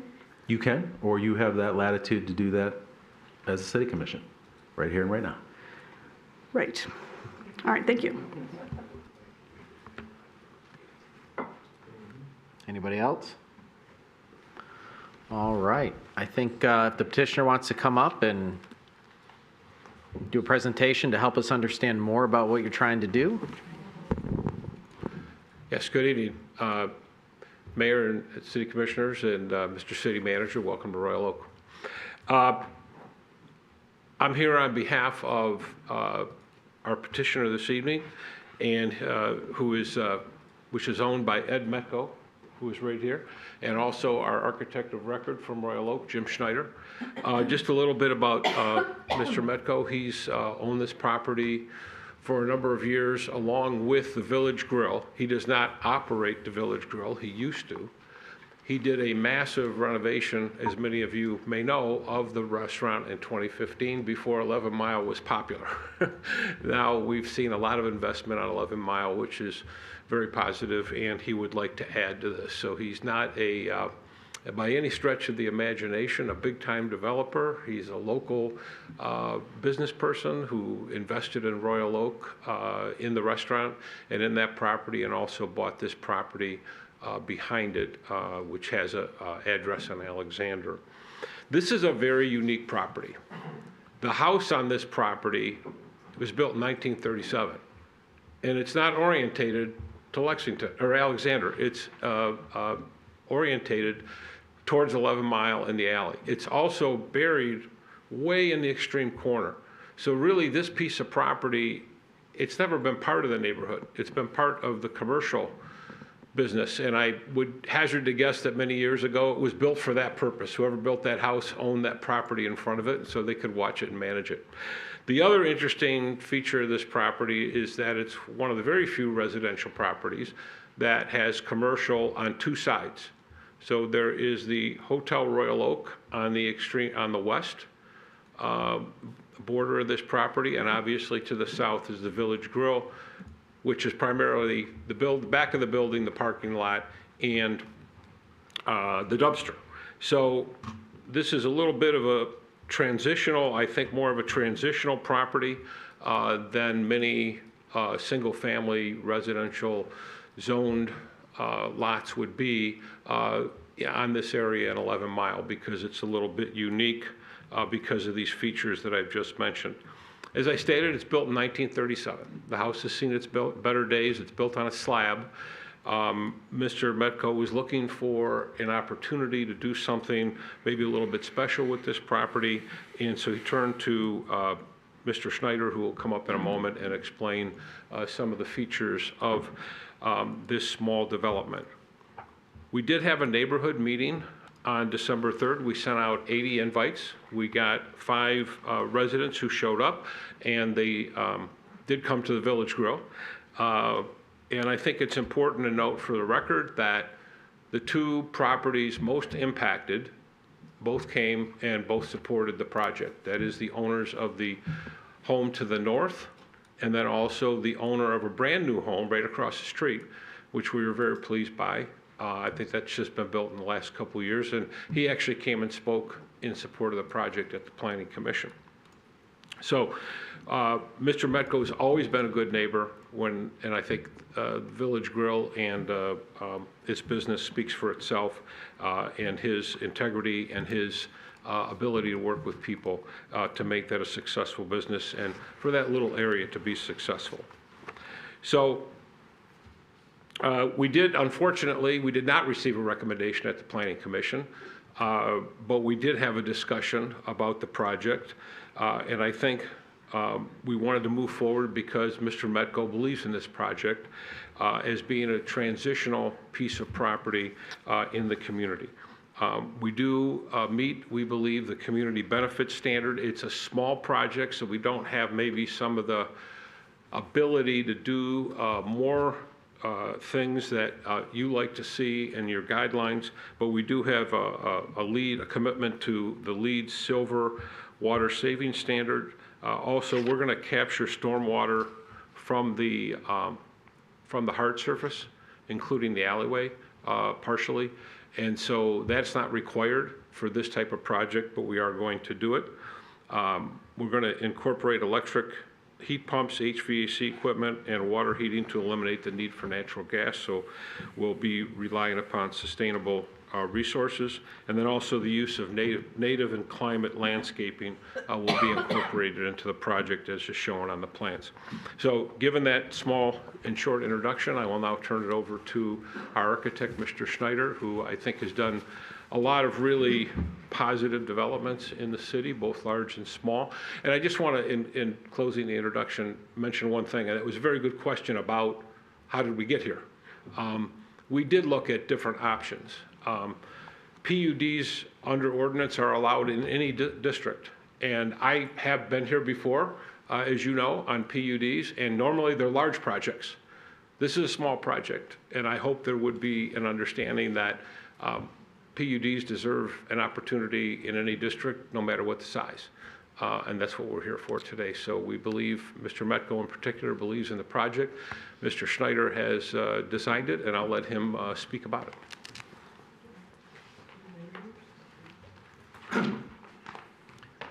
Jim Schneider, Schneider Smith Architects. I brought something that I'd like to hand out to you guys, if I could. Yeah, pass it to the clerk, Mr. Schneider, and she'll get it down to us. It's basically a simple graphic. It's a blow-up of the current zoning and land use ordinance, and it Mr. Collins spoke to the unique aspect of this property. You'll note there that this property actually almost encroaches into the commercial property, the way the commercial runs along there. It's commercial west of this property, and it's actually interesting how far the commercial neighborhood business along 11 Mile actually moves to the north along there. So this is like a little dog leg almost surrounded by commercial. So with that said, we've worked in this town for a long time, and we like to think that we're pretty thoughtful about the projects that we bring forward for something that's outside the zoning ordinance.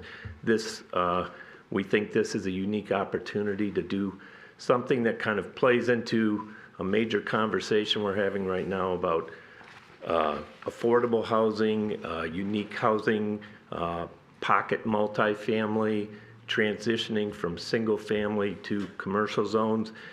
In our mind, this lot hits on many of those things. Again, as Mr. Collins said, we did look at going towards looking at the zoning ordinance. My opinion, having done this for a while, is you really need to build a hardship to take this and ask for variances from zoning. And obviously, starting from scratch, there isn't a hardship. That's why we feel planned unit development is the way to go. And there is some community benefit. One, I think it gives us the opportunity to set an example of what can be done. The master plan, the draft master plan is talking about, some transitional housing styles in and around Royal Oak. This offers an opportunity to show what that can be. There's been a lot of talk about the architecture. We worked very hard to make this a very small scale. There's a graphic. Joseph, could you put up the graphic of what could be built on this site? One more, I think. So that magenta color is basically the mass of a single family house that you could put on this piece of property. So we purposely broke this into two buildings to minimize the size. That front building, the footprint is about the size of a two-car garage. So we're not talking about a large project. We also broke it apart into two buildings so that there's air and light that can pass between them. We worked very hard not to shadow the house to the north. When we talk about materials, this neighborhood is primarily siding. The house due north of this is aluminum siding, which is basically metal siding. There's a lot of vinyl siding on the street. There's some cement siding, but basically it's all siding. We worked hard to make this almost a nondescript building. It's more of a backdrop for the neighborhood rather than trying to create a statement in the neighborhood or compete with the neighborhood. So that's kind of our thinking. Commissioner Colo, to answer your question, you still can get incandescent light bulbs. And the only thing that is not Energy Star, I believe an oven is not Energy Star. So, but Other than that, pretty much you have to buy Energy Star, so. And once again, there wasn't anything about you. No, I It's get an it, I get internal it. policy. So obviously, we're doing LED lighting and all sorts of things like that. We're looking at, heat pumps and no gas and all the things we can do. We're increasing the tree canopy by about 40% of what's there now. As Mr. Collins said, we're, using native plants that are, drought resistant. We're providing 100% parking on the site, which is not something that you see a lot in a lot of our multifamily today. So, but again, I think this does offer an opportunity to provide a transition from the intense commercial on 11 Mile and the single family to the north. So, be happy to answer any specific questions if you have any. Questions? Commissioner Colo. Thank you, Mr. Mayor. Mr. Schneider, on looking at the map of the property here, I see that there's a setback from the Hotel Royal Oak site. Had you considered moving the entire unit, all the units, over to the west to almost abut that line to give a little bit more of a front yard setback? There are electrical lines that run back there. Okay. So we are, at the distance that we need to be from those electrical lines. Okay. And then what's that area in the middle? It looks like maybe pavers. It's a courtyard. patio. It's an outdoor patio space for the residents. Okay. So between the two buildings. Okay, thank you. Any other questions for the petitioner at this moment? All right, Mr. Schneider, we'll discuss it up here. Thank you. Maybe I'll look to my right here to Commissioner Douglas, as she was at planning and I, for work obligation, had to miss planning, this last planning meeting. So maybe you can sort of summarize the discussion you guys had, some of the talking points, issue points, and maybe your thoughts on this project. Yeah, so some of the discussions centered around the suitability of using a planned unit development as a tool for developing this property. It's a tool that is available to all developers. As we've heard, typically it's seen on much larger projects, but that doesn't mean it's not applicable to a small project like this. The percentage of community benefits falls dramatically when you're looking at 3 units as opposed to 100 units, so we see modest community benefits to this. It is zoned single family, and I would say that of the cases against it, that is it. As others have said, you could build a single family home there. There's high demand in this city. It's not like the owner of the property is going to lose money if they put single family instead of multifamily. I would say so that would be the reasons where people might have objected to it. The reasons people favored it, and I did vote in favor of it at the meeting, is that we are trying to bring housing into our community, and even if it's 3 units, it's 3 units more than we had before. Honestly, I think it's a cool project, and I'm sort of the architecture nerd in me gravitates towards the unique design, the thoughtfulness of it, the size, the proportion, as we've heard. I'm not so much concerned about the setback, because if you look at the Alexander Street setback for the restaurant itself, it's right up to the sidewalk. So even though the setback of this property is only 15 feet, it's still, your sight lines are preserved as you're coming out of the alley, even if its setback is not as great as the property next to it. I felt like this was like a 49.9, 50.1 decision, and I came down on the 51.1 side, but I certainly understand the other side of the coin, and I'm eager to hear what my fellow commissioners might have to say.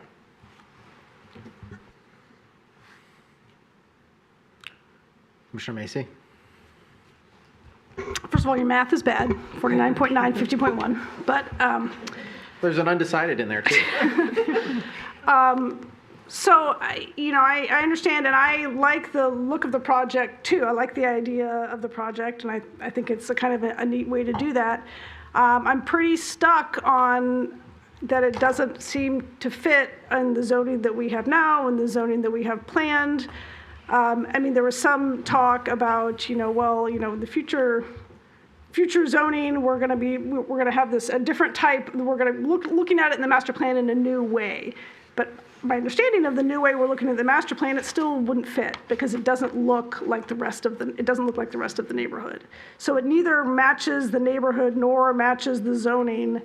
And it's a planned unit development, which, yes, you can use it for something this small, but it's not really the purpose of planned unit developments to do it this way. It should go to the zoning board and have them look at the variances and make a decision and a recommendation to us. And I agree that it's because there's no visible hardship. That's probably why they didn't go there, as noted, and it makes sense. But that's, for the same sort of logic, it doesn't make sense as a PUD either, in my mind. I hate to say it, but this map makes it feel less like a unique property than I think they were trying to make it say. I can find like 3 other properties just looking here that have pretty much the same characteristics as noted, commercial on 2 sides and a little bit set into the commercial side themselves. It seems to me that we need to have some kind of consistency, and that's what the point of the new master plan is. If what we think is appropriate, bordering commercial property on something like 11 Mile is to have it be this multifamily, then we should say that and zone it that way in our new master plan. We should make that consistent, but having it be like a single point where we pick this PUD out and make this change doesn't feel right to me. So I'm struggling with this. I'm falling on the 49.9 part myself. Yeah, and I'll say I went in tonight with similar sentiments as Commissioner Macy. What sticks out to me a little bit, and I'm hoping the commission can talk about this because I'm not sure how to view this, but Mr. Schneider brought out that this is kind of a dog leg. And when you look at the map, like if this were parcel 117, if you look just north of it, like the property not directly north, but the second property north, that to me is clearly a hard no, right? Like we wouldn't do this in a neighborhood. When you look at parcel 811, which is the Hotel Royal Oak, back in another time, let's say, if these properties were continuous, 111, 841 in the alley, that would be a property on 11 Mile. It would match a similar block as property 811. And as you get over to 1017 towards the east on 11 Mile outside this dogleg, it's kind of in the same dimensional size. That to me is interesting, right? Because when you visibly look at it, aside from these lines that are drawn here, it looks like a continuous piece of property of asphalt, right? Just a big square of asphalt with, the rental house in the back corner and then the restaurant in the front. As far as setbacks, I kind of see where Commissioner Douglas is coming from, and it's actually sort of a staggered setback from, the main commercial. So you have the restaurant that's on the sidewalk, and then this one would be farther back, and then the house next to it would be even farther back, kind of aligned with the rest of the properties. Actually, on the other side of the street where you have the new house, where you have Wilson's, it's sort of the same setup as what, actually worse setup than what this is proposed, because Wilson's also, like the restaurant goes right to the corner, and the single-family home right next to it, basically has, that actually a less of a setback because of the alleyway and the and where the building is directly on the corner. So that's interesting to me, and I think the other element is that the fact that the 2 most impacted properties seem to be in favor of it as well. So if we're talking about setbacks and we're talking about that, it matters, but it also matters to the folks that are directly impacted by the development. They're also weighing the pros and cons of having the existing situation versus having something nice and new or cool next to them. So in terms of the PUD, it's a tool. The zoning is a thing where, you go with hardships, but I think the PUD is also designed like we used it to bring hotels to Royal Oak, to get that density to say, hey, we'd like to have hotels. We'd like to have one near Beaumont, for example, because, people have family members that are in the hospital. We think it's a great amenity to have, you know, a hotel there. We got a Hyatt, help promote downtown. I can't remember if that was a PUD or not. This is much smaller scale for sure, but, you know, I don't know what other tool would exist to say, hey, I'm going to bring you 3, you know, additional units, and they're going to be sort of on this 11-mile corridor. And, you know, what mechanism do I have to do that if I'm a developer to meet, you know, sort of our stated plan of like, hey, on these corridors, like an 11-mile road and some of the other main corridors, like get rid of these car washes and things like that, and, you know, dilapidated properties, and put up some nice balanced housing. So I don't know. I want to hear what my fellow commissioners think, but that's kind of where my head has shifted just a little bit, but I could go either way. Commissioner Colo? Thank you, Mr. Mayor. I'm leaning more towards Commissioner Macy at the moment. But I don't think that this is anything that could not be worked out. I would actually like the idea of sending it back to planning and letting them have a thorough discussion on this and maybe see if there are some issues that could be resolved. You know, personally, I do think the setback, I appreciate Commissioner Douglas's perspective, especially with their years of planning experience, but I do think the setbacks could be improved in the front yard to be a little bit more consistent with the neighborhood. So in my opinion, if this were slightly more consistent with the neighborhood, I would be fine with something like it being a PUD. You know, the driveway being 40 feet doesn't bug me because I actually think that's innovative to put the cars underneath it. You know, it's a garage basically. I think that's a good solution to keeping the parking on site. So if we could, in a way, figure out how to make this, you know, I think preserving neighborhood characteristics is something that is talked about in the old master plan, and it's very heavily talked about in the new master plan. It's something I think we're all committed to at this table. So I think that this could be a way, we are adding more housing, we are increasing the housing stock, which is good for the community, it is good for the region. So, you know, I do see a benefit of using this unique parcel, you know, backs up to a hotel on one side. Honest to God, I thought it was part of Village Grill for years. I was surprised to learn that it was not part of Village Grill. So I think it will enhance the neighborhood to have actual housing and neighbors there, and not just a storage unit for a restaurant at the moment. But I think that having it in a way that's designed to maybe, I love the bones of the design. I think they're great. Let's maybe talk about the aesthetics a little. And I think the Planning Commission could be a really good vessel for that, so that the petitioner could potentially take it back there, hash it out, and then come back here again. So that's kind of where I'm leaning at. I love that suggestion from Commissioner Macy. I'll just add, kicking it back to the Planning Commission, I mean, I'm not sure, I'll let Commissioner Douglas answer that, if there's any more churn that would happen, or we would expect maybe a different outcome if we had full 7 people there. I'm not sure the fundamentals of each argument would change to this commission. And my question would be, if the planning let us say, if the planning commission voted against it, 4-3 against it, that would be one thing. But if the planning commission voted 4-3 in favor of it and brought it back here, is that going to sway this body? Commissioner Colo?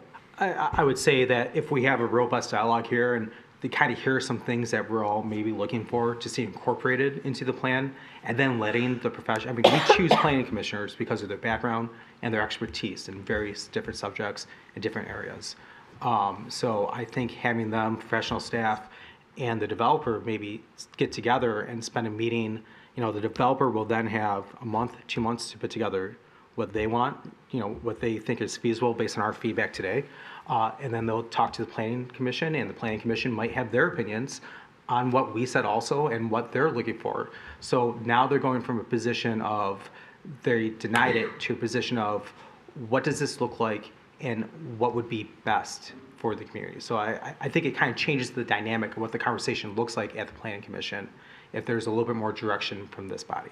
So this assumes that we as a body will tell the proposer what changes we want to see. And you're assuming that we will make those recommendations and that they will sketch out those changes and bring them back, a revised plan back to the Planning Commission, if even that is legally possible.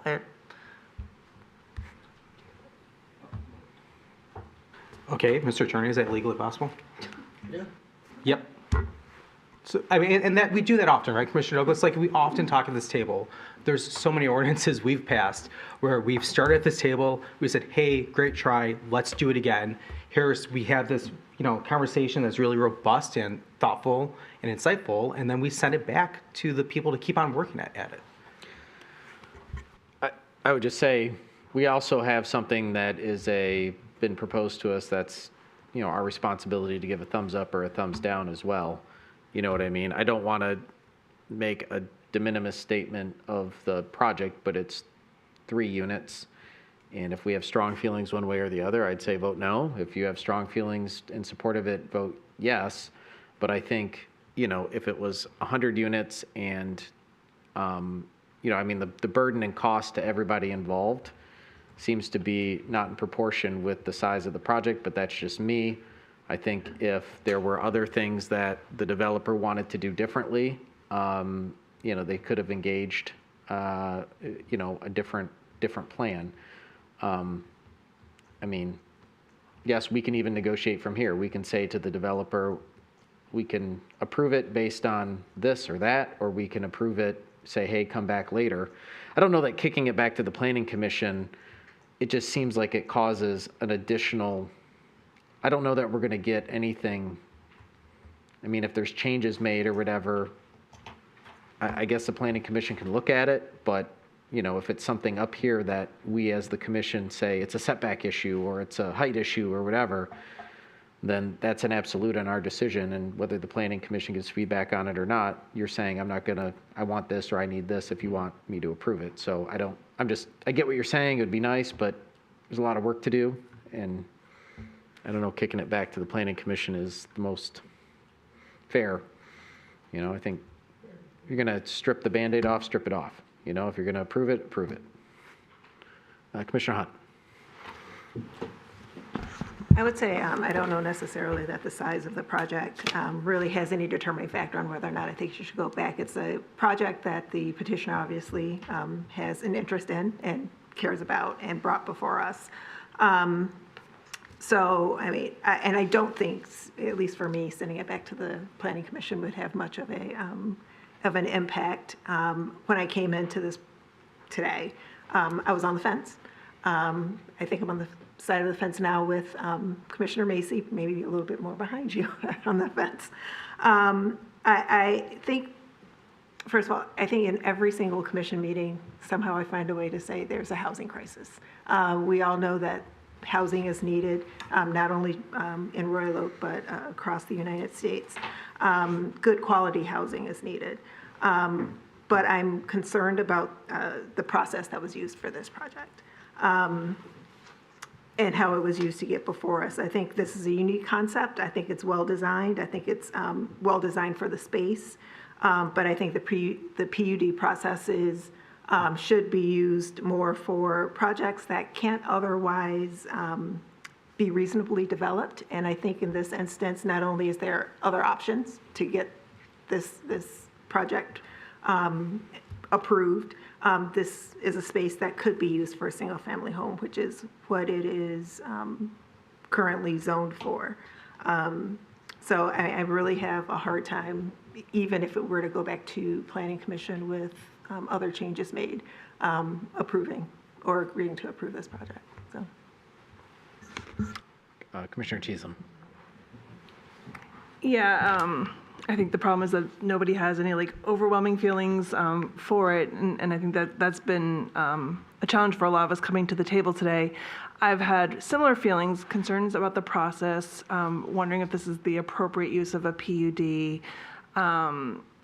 Like Commissioner Hunt, I'm very passionate about making sure we have adequate housing in Royal Oak. I think that's really important for our residents, for people who want to be our residents, for our businesses.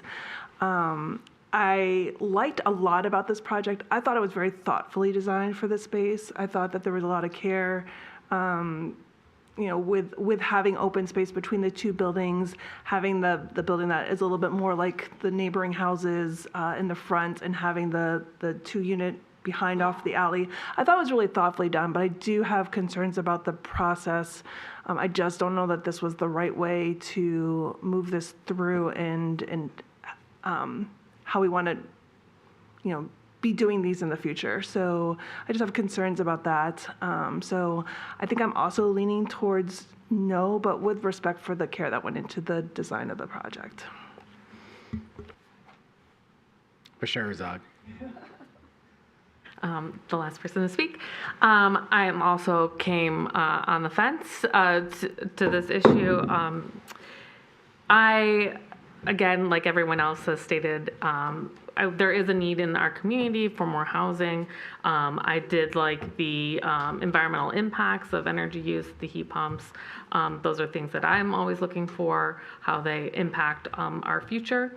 However, like all of my colleagues have said, the process has, I think the more I've heard the discussion go, I'm with Commissioner Macy, Hunt, and Chisholm if not moving forward. So. Well, I have a question maybe to help me, and this is a genuine question. Again, I'm trying to figure out in my mind, like if you said, hey, I want to bring, 3 units of, housing, and I'm going to do it on a, it's zoned single family, but if you look at it in this geography, it could be, if you look at it visually, it looks like it's part of this, commercial block on the corner. The neighbors are fine with it. But if I go to zoning, I can't prove any hardships because I'm not really bringing you a hardship. I'm bringing you a proposal for 3 units that, are trying to chip away at an issue the commission has said that they want to tackle, which is housing. And I'm doing it on essentially 11 Mile Road, although the property is on North Alexander. Again, one could make an argument, if you draw a block and look at the dip. But when we say we didn't want the PUD, I mean, help me understand in your minds what process would be the appropriate process to bring something. I mean, would it be, okay, go to the zoning board and get it, combine the parcels and then zone it as commercial? I mean, what sort of in your mind would be the appropriate path? Because if I'm sitting back saying, I want to bring something different on this corner because I think it warrants it and it makes sense here and all the thoughtful design and all the stuff that goes into it that, seems everybody has applauded, what's the avenue for someone to do that? So if we're saying no in the process, I'm just curious what process is preferred. Yeah, Commissioner Macy? And it's a genuine question. I'm not saying it rhetorically or anything. It didn't sound snarky, no. So, I mean, Mr. Murphy gave us like 4 different options of ways that they could go about this. And I mean, for me, the problem is that you can't just do whatever you want on any property in Royal Oak. There are, there's zoning, there's rules, there's regulations, and there's processes. And like part of our responsibility is to follow the rules according to those things that are put in place. So, I mean, I don't develop properties, so I don't know all the ways that it could have been done. It sounds like you have some ideas that might have worked by combining the parcels. They could have gone to zoning. But also, it's possible that maybe even if it's a cool project, it doesn't belong on this piece of property according to the way that we have set up Royal Oak right now.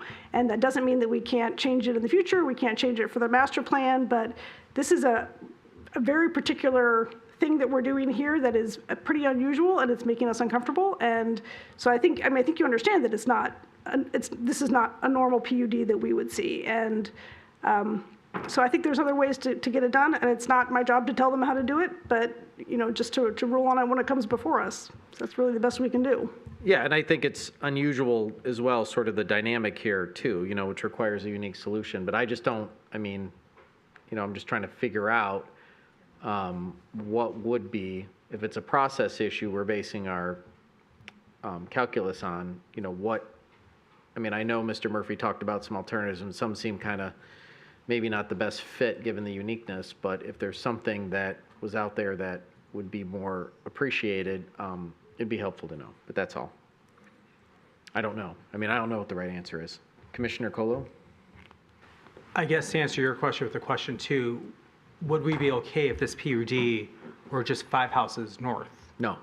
Right, so I guess so that's a distinction, like where and when do we draw the line? And I don't think there's a good answer to that. Right, because my thought is they came probably because Well, of course, if you were even, I said one, parcel 117, one in would be a hard no. But because this one, I mean, when you walk it, I mean, I see this every single day, drop the kids off at school. I mean, literally my street, South Alexander, I pull right up, I look. Full disclosure, my daughter works at the Village Grill, an amazing server, great kid, great place, great food. So I see it all the time, and like you, it just kind of, when we got this, I'm like, oh, those are two separate parcels? Like that, and so to me, I'm like, okay, well, if these are two separate parcels, how would you go about this? It seemed a little unusual with the PUD, but given that dynamic, of how it looks and how it squares out compared to adjacent properties, like, okay. But I guess the alternative would be is that you could try to combine the parcels or, but then you have the alley there, so you really can't combine them. So I'm just trying to think of if, we like the project but not the process. I don't know if there's an alternative process, and that's really just so then it's just dead, because it's not like you can do this with the project different. We're not negotiating the elements of the project. I just want to be clear, the commission isn't going to go back and say, hey, I want this setback, I want all this, because I didn't hear anybody up here really say, I mean, maybe a few small things, but what I heard predominantly was the process is bad, it doesn't matter what it is, it's because of the process, we're not going to go forward, so then therefore it's dead on process, not dead on size, dimension, feature, design.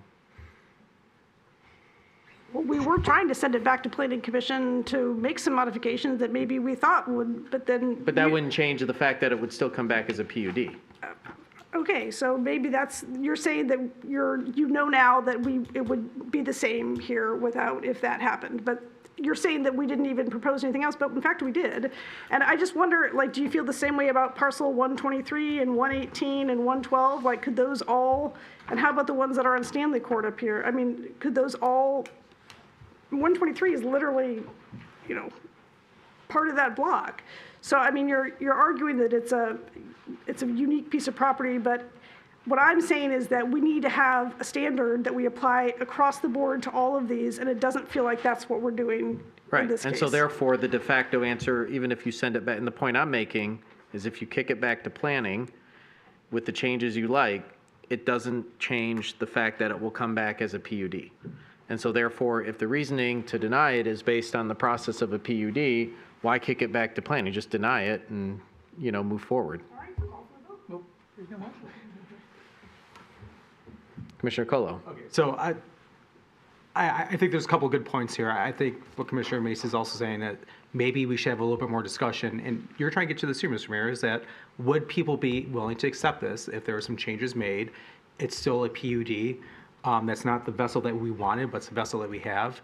And in their defense, it is within their legal right to do it. So maybe we also look and direct staff to maybe change our PUD ordinance so that this doesn't happen again in the future. So I think that's definitely something we could look at tonight.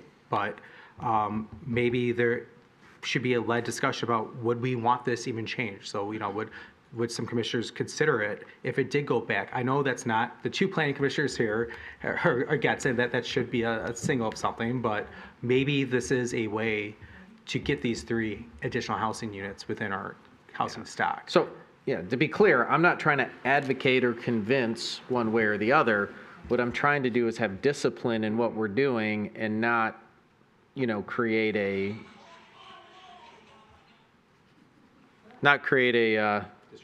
distraction, not create a situation where we're kind of, not really sure what we're doing.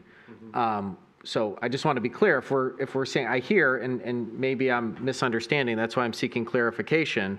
I'm hearing, and so some people like the project, like it better with some modifications, but I don't like the PUD, I think that's a bad process. And if that's the case, no matter what changes we propose to planning, if it comes back and we go through all of this work and planning does this and they invest more in architectural drawings and all of this and it comes back here, we're like, oh, love the changes, still hate the process, what are we doing? We're just wasting everybody's time.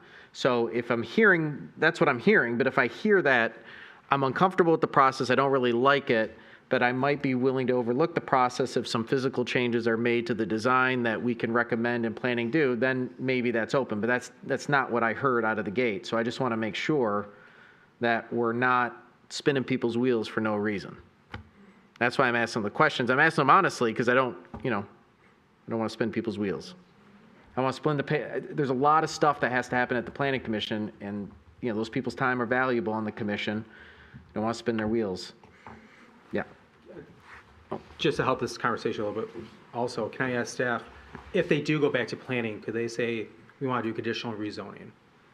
And then, would a conditional rezoning then be approved by the planning commission and then potentially come to the city commission? They would make a recommendation, hopefully, to the city commission, yes. Okay. And would a conditional rezoning go before the ZBA also, or is that where the final stop there if we waive the variances? No, would not require variances from the Zoning Board of Appeals. Okay. So it would achieve the same outcome if they were to potentially redraft this, call it a conditional rezoning. It would go to the planning commission and then back here. Yes. The two distinctions are the planned unit development approval process allows you to have a back and forth conversation with the petitioner. Which is going well.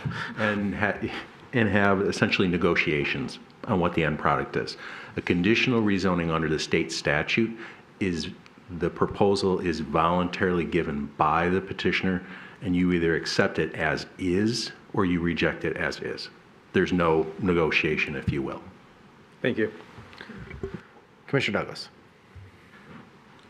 Nobody likes the way planned unit developments are being used in our community. The process was created, I don't know, years ago when we had some large properties to redevelop, and there really should be focused on mixed use development. But that's not required. They can be used in any circumstance, which is what we see today, and what we as a planning commission and ultimately city commission are seeing coming before us. And it gums up the process, it slows down the process, it establishes ambiguity rather than certainty. And I will say that once our master plan is approved, I would look to see some design changes and zoning changes, particularly in corridors where once the public has agreed on the standards, the physical standards that they want, developers will be able to come in confident that their plans meet those standards. Citizens will be confident that their standards are being met, and we will do away with wholesale planned unit developments.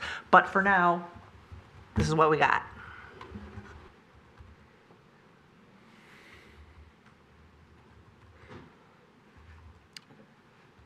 All right, Commissioner Colo. I make a motion we send this back to the planning commission. All right, we have a motion by Commissioner Colo. Is there a second? Second by Commissioner Macy. Discussion. Commissioner Douglas. I think it's unproductive and a waste of the commission's time, the staff's time, and resources, and I will be voting against this. I would like to say the same thing, but more politely. Yeah, it was polite. And I just think that, we have a job to do up here, and I think that we're perfectly capable with the PUD negotiating with the petitioner right now to say, hey, I like this, I don't like this, can you do this, bring it back next month, whatever, smaller setbacks, whatever we want. We have the ability to do that, and, it seems like we're going to do that anyways, depending on what planning sends back anyhow. So I'll be voting against it. I'd prefer that we just settle the matter here. Commissioner Macy. So I just seconded the motion, but given that our two planning commissioners up here don't like it and think it's a waste of time and energy, I will be voting against the motion I seconded. Commissioner Hunt? Oh. But I concur with the sentiments of Commissioner Douglas and Mr. Mayor. Sorry, the slight hand movement, Commissioner Macy always used to get me. She'd go like this, and I'm like, oh, I missed you. Commissioner Colo. Okay, I'll say that I don't see this really ending in an approval tonight. It looks like it's headed towards denial. I think if this were to go back to the Planning Commission, the petitioner has seen what's going on tonight, and they could change it to a conditional rezoning before they get to planning. And this could save us time and energy, because surely what they've heard tonight, they will resubmit at a hefty fee at a point, and it's going to take some more time to go through this again to get us back to a conditional rezoning. So this seems to be the most expedient way to get there. We've all said that we need more housing, and this, I think a lot of people like the general aspects of the design, maybe some changes here and there, but people want to see this, so this is, I think, a vessel to get there. So that's why and I wasn't seeing us gain anywhere towards any other, we kind of got to a fork in the road there. So that's why I propose it. Commissioner Douglas? Yeah, Mr. Murphy could say this, but I'll say it. You can't just say, oops, now it's a conditional rezoning. He literally said you can't. But you can't just wave a magic wand and make that happen. It's an entirely new application process. The whole process starts over again back in front of the Planning Commission with an entirely new proposal. Commissioner Cheatham. I think if I'm understanding some of what has been said tonight, I also think that it's better for the community to have this come as a PUD where we can negotiate some of those benefits versus a conditional rezoning. So I don't really like that plan of having it come back. I feel like I would still have some similar feelings about this parcel. I guess it's maybe about the parcel, not entirely about the process as I reflect on my feelings and listen to the comments of my colleagues up here. So I think it's also the parcel that's a little bit challenging because I think since I've been on the commission, just about, I think every PUD has been on a main road where the address was, Main Street, Rochester, whatnot. 14 miles. And here we are in a little bit. And I think that does change my feelings about it. And so I'm always open to new information changing my mind, but I think from where I sit today, I would be a no at conditional as well, and I don't want to waste staff time or the petitioner's time on that either, so just to throw that out there. All right. Anybody else? I see. I just look at Commissioner Macy's hands. I don't even look her in the eye anymore. She's moving her hands. No? Okay. All right. Sorry. All right. So this is just the vote on kicking it back to planning. I'll call for the vote. All those in favor say aye. Aye. Those opposed? No. No. Okay. All right. So now I heard some additional things during the discussion there. And so I guess one of the questions I have for Mr. Murphy and maybe Mr. Grachowski is it possible to say tonight we don't take any action, but we provide input, individual commissioners' input to the petitioner to see if they want to come back and provide a different plan? Mr. Murphy. If I may, there's been a lot of conversation from the city commission members. I think it would be wise to have a conversation with the petitioner regarding perhaps what they may have to say with regard to all the variety of comments that have been provided thus far. Yeah, that's going to be next, but I don't want to do that if that's not possible. So I guess the question I'm asking is it possible that they can come back with a new design or a new idea, or is this, the negotiating process, we don't have to determine it today, and then if that's so, then they can come up and kind of have a little bit of back and forth that isn't too non-productive? I believe it's wise to walk away from tonight with some adopted motion unless you elect to table it with clear direction to the petitioner, and the petitioner has full understanding of what needs to be brought back. Okay. And it certainly wouldn't be brought back as a second reading. Correct. It would have to come back as a first reading due to material changes. Yes. Okay. All right. So I'm going to ask the petitioner to come back up here, if you so desire, to enter the hornet's nest of mathematical. Jim, how's that physics degree going? Pretty good, because you're going to get a lot of questions here, and like to see how you can. All right. So the petitioners are back here. Anything to say, maybe based on the conversation? I don't think anyone could follow that discussion. That's kind of what I was thinking too. It was pretty thorough. First, I want everyone to know we didn't choose this route to make anyone feel uncomfortable about the process, because it's spelled out pretty clearly in the ordinance. But we understand that. But if you give us some direction, we will certainly, attempt to follow that and come back with something that, in terms of the substance of the project, meets the concerns that some have shared this evening or may share, and then we could come back with that. and have a discussion on that proposal. Does anyone Revised wanna- proposal. Does anyone up here want to offer some direct feedback or requests? And then that way we can kind of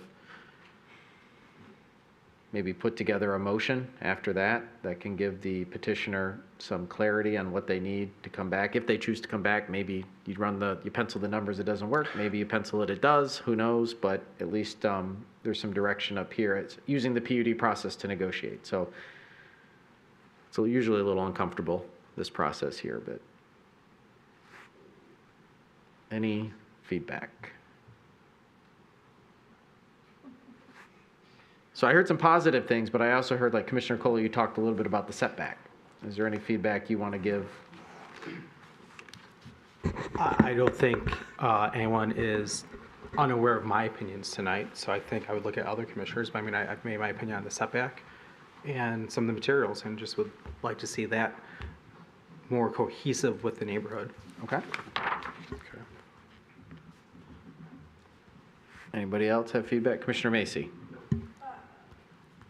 So I agree with that. The cohesive with the neighborhoods, I mean, it seems like the setback's not going to get all the way back to where it was. I feel a little crabby about it because when I tried to put a bay window on the front of my house, it was on the second floor and it jutted out 1 foot, and I was told I couldn't do that.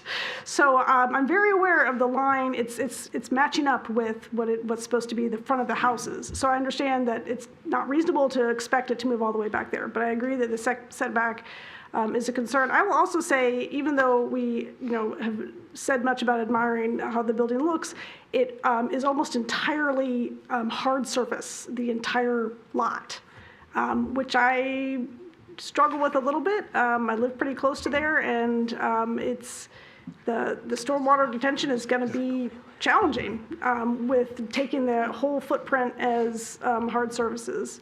But then also, it looks good, but it doesn't look at all like the neighborhood itself does. And I don't know that it has to be a perfect match, but I mean, you asked for my feedback, and that's what I got.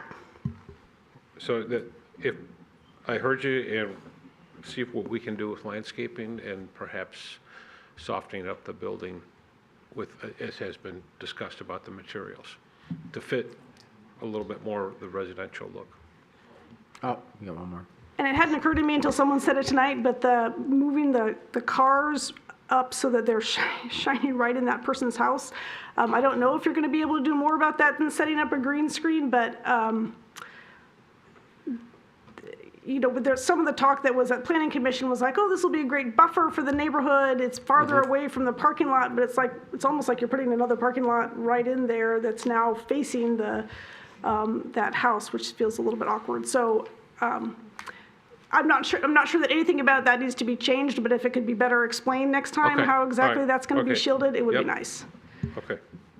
All right. Commissioner Hunt? I know my earlier statements were that I was not a fan of the process that was being used. And I think my sentiments are also with Commissioner Cheatham. It's a good project. It's well designed. It's creative. I don't know that it's right for this area. That's where my concerns are. I'm not a fan of it being on this space. If it were on 11 Mile, perhaps. But here, I mean, it's sort of to Commissioner Colo's statement, where does that line end? Right now, we're on Alexander, and on Alexander, this is zoned as single family. So that's where my concern lies, and that's where my issue with this project is. Fair point. Anybody else?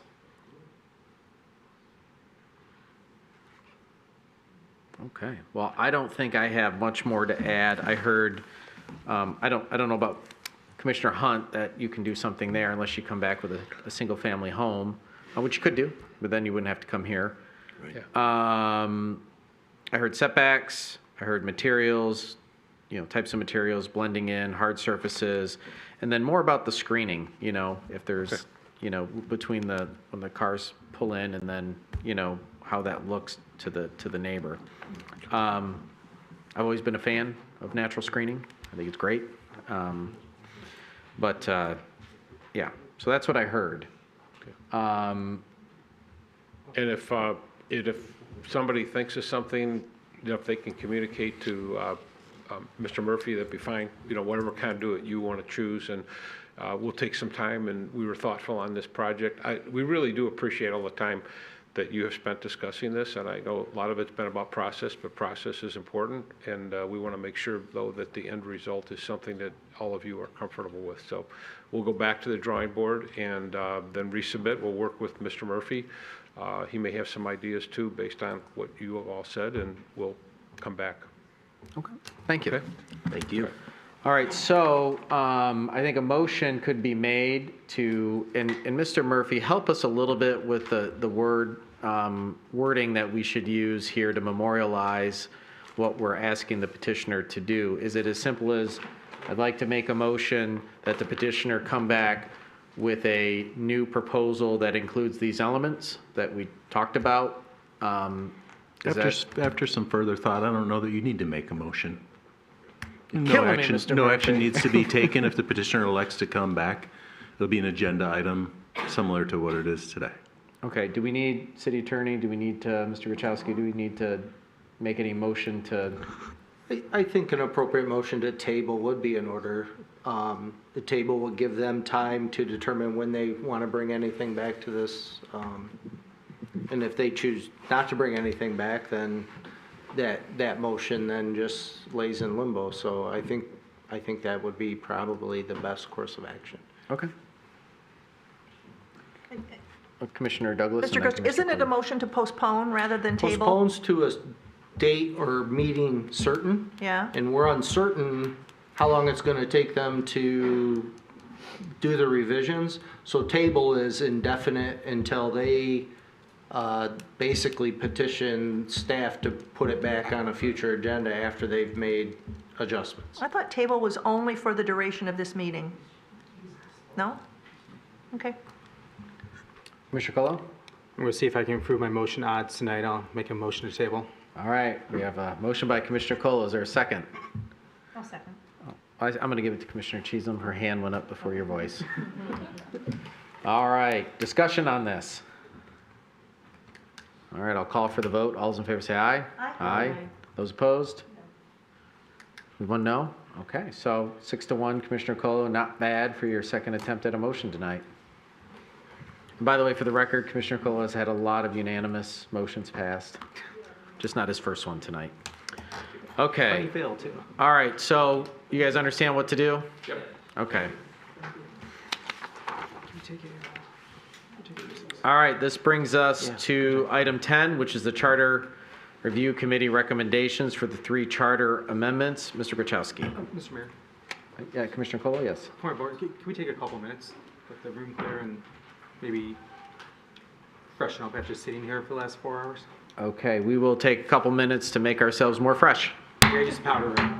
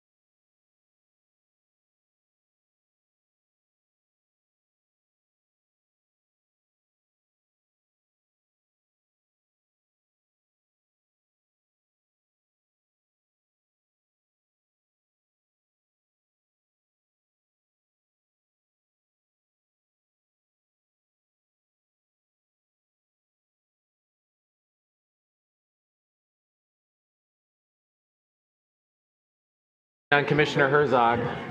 What? I guess we're just waiting on Commissioner Herzog.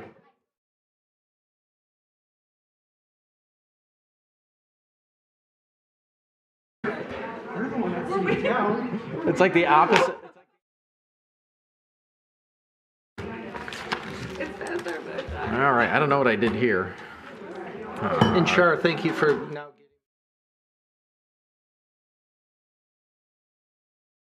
getting its table.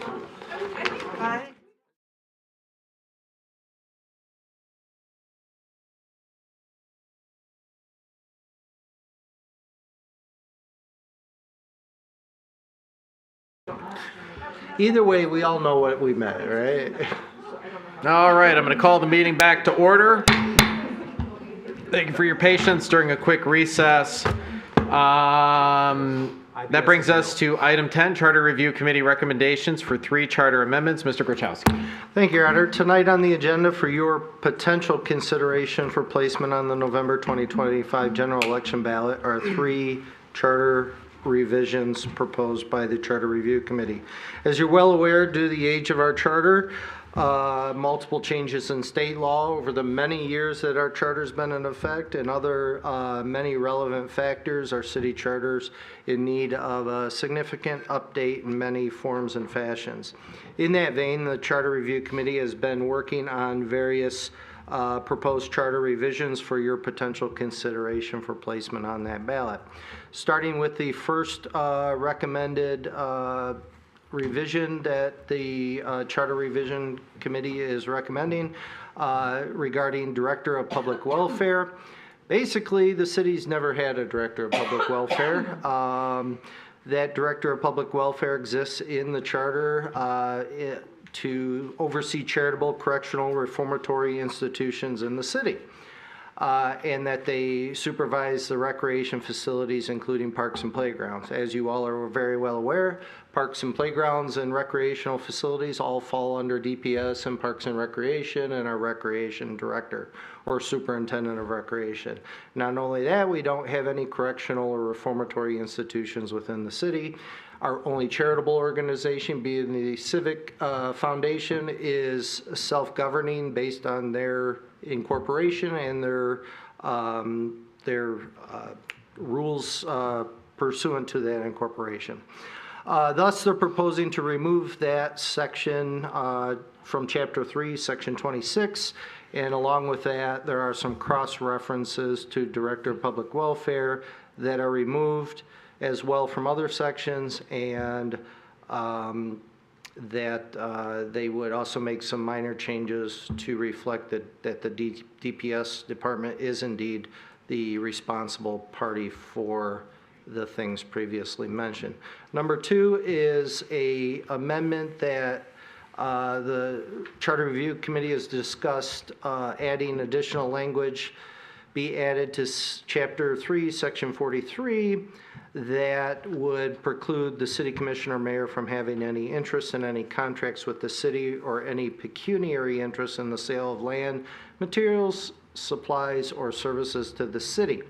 This suggested language that's being put forward by the Charter Review Committee is actually consistent with a state law requirement, MCL 15.321, that already applies to this City Commission and already prohibits pecuniary interest in the sale of land, materials, or any contracts with the city.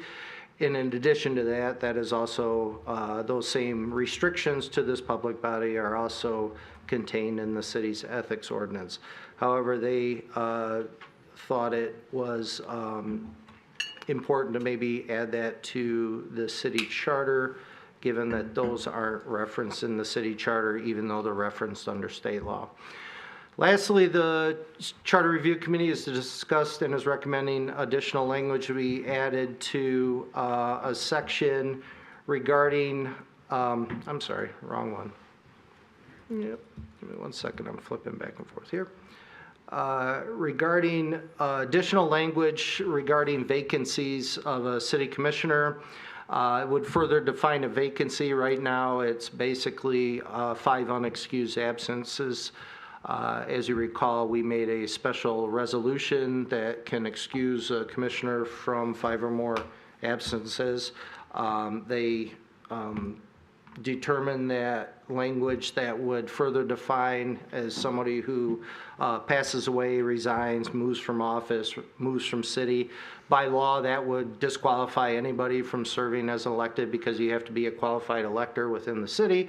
However, they use that as a model from another city to take a look at possibly adding that as another ballot proposal. For each one of these 3 proposals, there is an attached proposed resolution meeting the requirements of state law. If you determine that that is a potential proposal that you want to place on the ballot, there is a proposed ballot language for your review as drafted by the Charter Review Committee, and a copy of the proposed charter amendment in red line that sets forth the detailed amendments to the charter as drafted by the Charter Review Committee. As a reminder, since it's been a while since I think we've done any charter revisions or amendments in this regard, a supermajority of 5 or more affirmative votes of the City Commission is required to place any proposed charter amendment on the ballot. This is subject to review and approval of the Attorney General and Governor. Charter amendments are limited to 1 topic per amendment, whereas a revision is unlimited but is a much more complicated process because it incorporates multiple changes and concepts. These 3 are amendments because they only touch on 1 topic per amendment.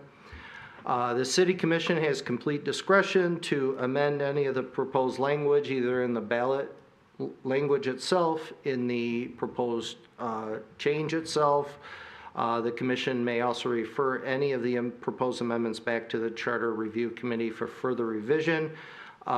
Should you determine that additional language or other changes or other considerations should be included, you may also determine not to place any of them on the ballot, and you may give direction to the Charter Commission in any form or fashion that any additional direction you see fit or appropriate given what you have presented to you tonight. I think each of the 3 proposals is demonstrative of the multiple issues and updates that exist throughout the charter, and this is an attempt to get some changes done. However, I think a lot more work needs to happen in order to really take a good look at our charter. As you well know, and is well known by everybody, that given its age, it's a struggle.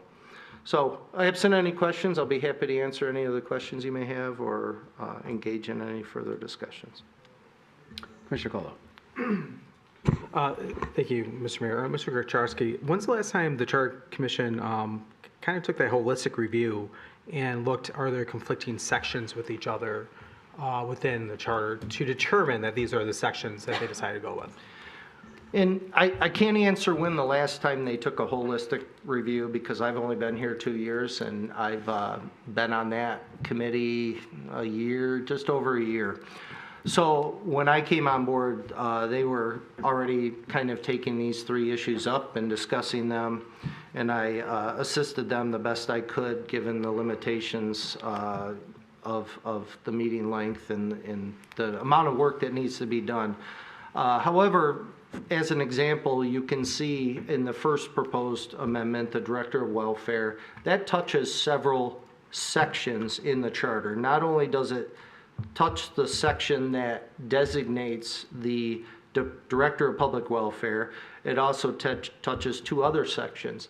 And in looking at those 2 other sections, there were needed changes in those other 2 sections in addition to removing references or cross-references to Director of Welfare or changing those charter provisions. However, because we're limited to 1 topic, we're unable as a Charter Review Committee to bring to this body a recommendation to change other items in those other touched or cross-referenced charter provisions. For instance, one of those talks about the various departments within the city, but it leaves out needed departments we've had from day one.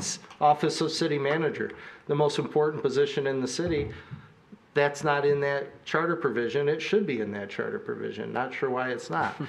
Police, fire, DPS, those types of things. There's city attorney in there, which I guess is an important one, and then finance and one other department. So I guess what I'm saying is it's demonstrative of when you look at this in a, lack of a better word, piecemeal model to amend particular provisions, you're limited to those particular provisions. And I don't know when the last time they maybe took a holistic approach. It certainly would not be unwarranted to consider taking an approach that would consider all the changes that needed to be made. That would take a considerable amount of time and energy. And quite frankly, in the past, when I've engaged with cities that have done that, there are specialty agencies or firms or consultants that cities have hired to help with that process. Just as the city's doing now with the master plan, you've hired a consultant to draft a master plan. Planning Commission then provides work and feedback, and then the City Commission ultimately would do the same. So if there's an opportunity to do that, and if this is the opportunity, fine, but this is, and sorry if I took it too far, but yes. No, that sounds like a lot of work. When they've done that.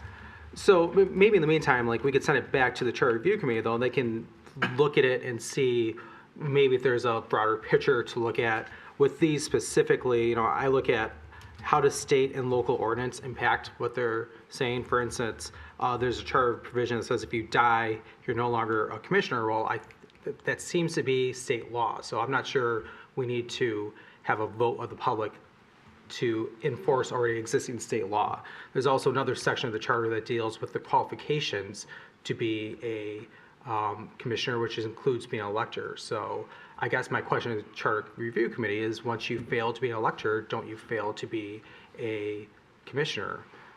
So if we're going to go and put this on the ballot, maybe we can have a little bit more review into some of these, the languages and the wording. How does it conflict with local ordinance currently? Do any state laws look over it? And what are other cities doing? Our charter was written in 1921, only about a decade after the Home Rule City Act was passed. There's other language out there. Where is the language coming from? So I think there's a lot more work the Charter Revision Committee could possibly do to look at this in the meantime, while they're contemplating what their next steps are. We'll go through Commissioner Hunt, then Commissioner Douglas. Well, I'll just say I sit on the Charter Review Committee, and I agree, Commissioner Colo, a document that was drafted so long ago definitely needs review and updating. Historically, it's my understanding that the Charter Review Committee would receive ordinances for review or charter provisions for review from the city manager's office. Unfortunately, for the last year and a half, we've been in a position where we haven't had, a permanent person in that position to look at particular areas and suggest review and revision. And you're right, there are many, or at least two of these, the non-director provisions are covered elsewhere, either in state law or in the charter itself. I think the consensus of the committee was that there needed to be a view of, particularly as it comes to the commission, this area, they wanted transparency and they wanted clarity. I don't know necessarily that what's before us achieves that.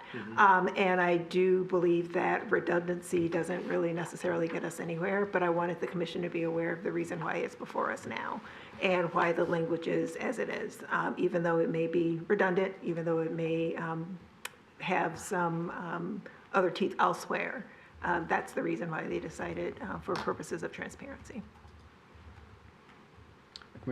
Commissioner Douglas, and then Commissioner Herzog. Yeah, just briefly, I in the past have represented the city commission on this committee, and I do recall the staff attorney at the time who was assigned to that committee saying we could basically rewrite our charter by just saying the city of Royal Oak follows all of the laws of the relevant laws of the state of Michigan. So it does, based on that, strike me that there are a lot of elements in our charter that could be simplified by just referring back to the what's the Home Rule City? Home Rule Cities Act and simplify, because otherwise, every time state law changes, we're non-compliant. Right, and you want to create a living document, so when things change outside of your control locally, that you adjust and change with it, and that's part of the struggle with charters because they're so difficult to amend that because you have to, and there's a cost and a process to go put it on the ballot. At least my advice and goal is to create a better living document that does a lot of what you're discussing. Mr. Herzog? So what I'm hearing is that there are many more changes that need to be made. Are there any additional amendments from this committee that will be coming for the November 2025 ballot besides just these three?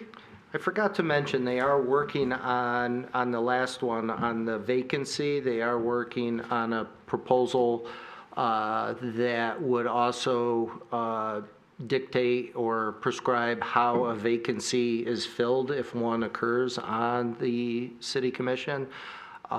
Those two kind of go hand in hand. I think they're still working on that. I'm not sure where they're at because I unfortunately wasn't able to make the last two meetings of that. Maybe Commissioner Hunt can better speak to that. Certainly, if you wanted to move forward with any of these or that one we would try to probably get on the same ballot because it makes sense because they do touch on very similar circumstances, so it would make sense. But again, I'm not sure where they're at with that one. I know they are working on that second component, so to speak. Mr. Grachowski, I've been up here for 12 years, and I've seen a number of these come by, and they're always very specific to like a paragraph or to like, and I think, is that what I understand to be the real, heart of the complexity here is, like, for example, you gave the director of welfare. That touches many different areas. So, but you can only do the one section, put the one section in front of the electorate at a time. One topic. One topic. So if it touches 8 topics, you would have to have 8 separate things they vote on, and then even crazy enough, let's say there were 8, I'm making that number up, but there are examples of this in the charter. If people pass 3 but denied 5, then you may even have more of a problem on your hands. And at that depending on the point, you situation. might convert those 8 amendments to one revision of multiple topics over multiple sections of the charter. Right. And that's a process in and of itself, but again, it's not something, so originally when charter committees were established by state law, if you read the state law that talks about them, the charter committee is established to basically write a city's or municipality's first charter.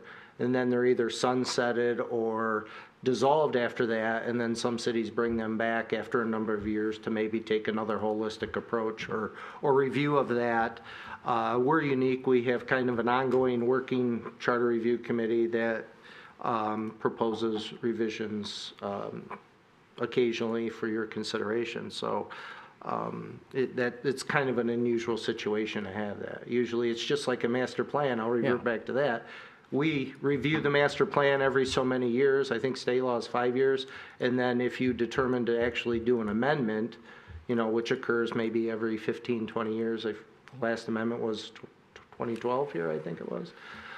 So again, that's generally to take the broader scope approach, but it doesn't mean what they're doing is wrong or their hard work isn't appreciated. It's just there's a lot of work. Yeah.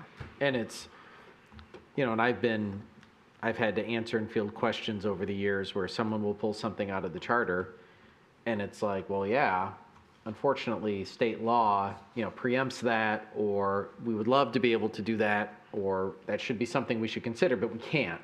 And so therefore it creates this sort of transparency issue through confusion, because you have your charter out there and the charter says, this is what we're governing by, but is it really? And then people lose trust in their government when you say, no, it's state statute, whatever, 5421A, but, and they're like, I don't know, I just want a document I can read. I mean, I get that. I don't know what the right answer is. You know what I mean? I don't know, maybe the Charter Review Committee can look at something, give us some advice, maybe more broadly. We'll go Commissioner Macy and then Commissioner Herzog. All right, I think you kind of said at the end what I was going to say. Like, does it make sense to look at these right now, or should we, it sounds like the mood in the table is that we should send these back and ask them to consider like maybe a sort of a whole cloth or larger at least scale revision that solves a lot of problems at once. And I had some suggested edits to these, Yeah. so I'm wondering if, do I just send that to them? I would think that would be part of the message, to say, here are some suggested edits that exemplify or demonstrate our, idea that, is there a different approach we can take to this? You know what I mean? That's kind of what I would say. So I mean, if nobody has an issue, I think Commissioner Macy, go ahead. And if I may, Wait, Mr. I haven't Mayor. seen your list. How many pages is it? And if I may, I know I received one of your comments, which were, I think, very warranted with language suggestions. If there's others, I would, since I'm the liaison and I'm required by their ordinance to be on their board, I'm happy to work on those and relay those specifics to them with regard to your specific suggestions, if you have more than what I already saw. If they're short. If not, you can relay them, or if you just want to give a general. Well, most of it I've already sent to Mr. Kurchowski, and so Okay. he's had them. But I did wonder when looking at the ethics ordinance if, because it is already duplicative of state statute, as has been noted here, if it makes sense to, in the Royal Oaks case, to extend it as well to family members, like to have that be a kind of a more robust ethics ordinance. So I don't know if it was considered at that level or not, but like immediate family I'm talking about, not extended family, but. Or even, I mean, with that, there's the question of, do you just tag it to whatever the state ordinance is at the time?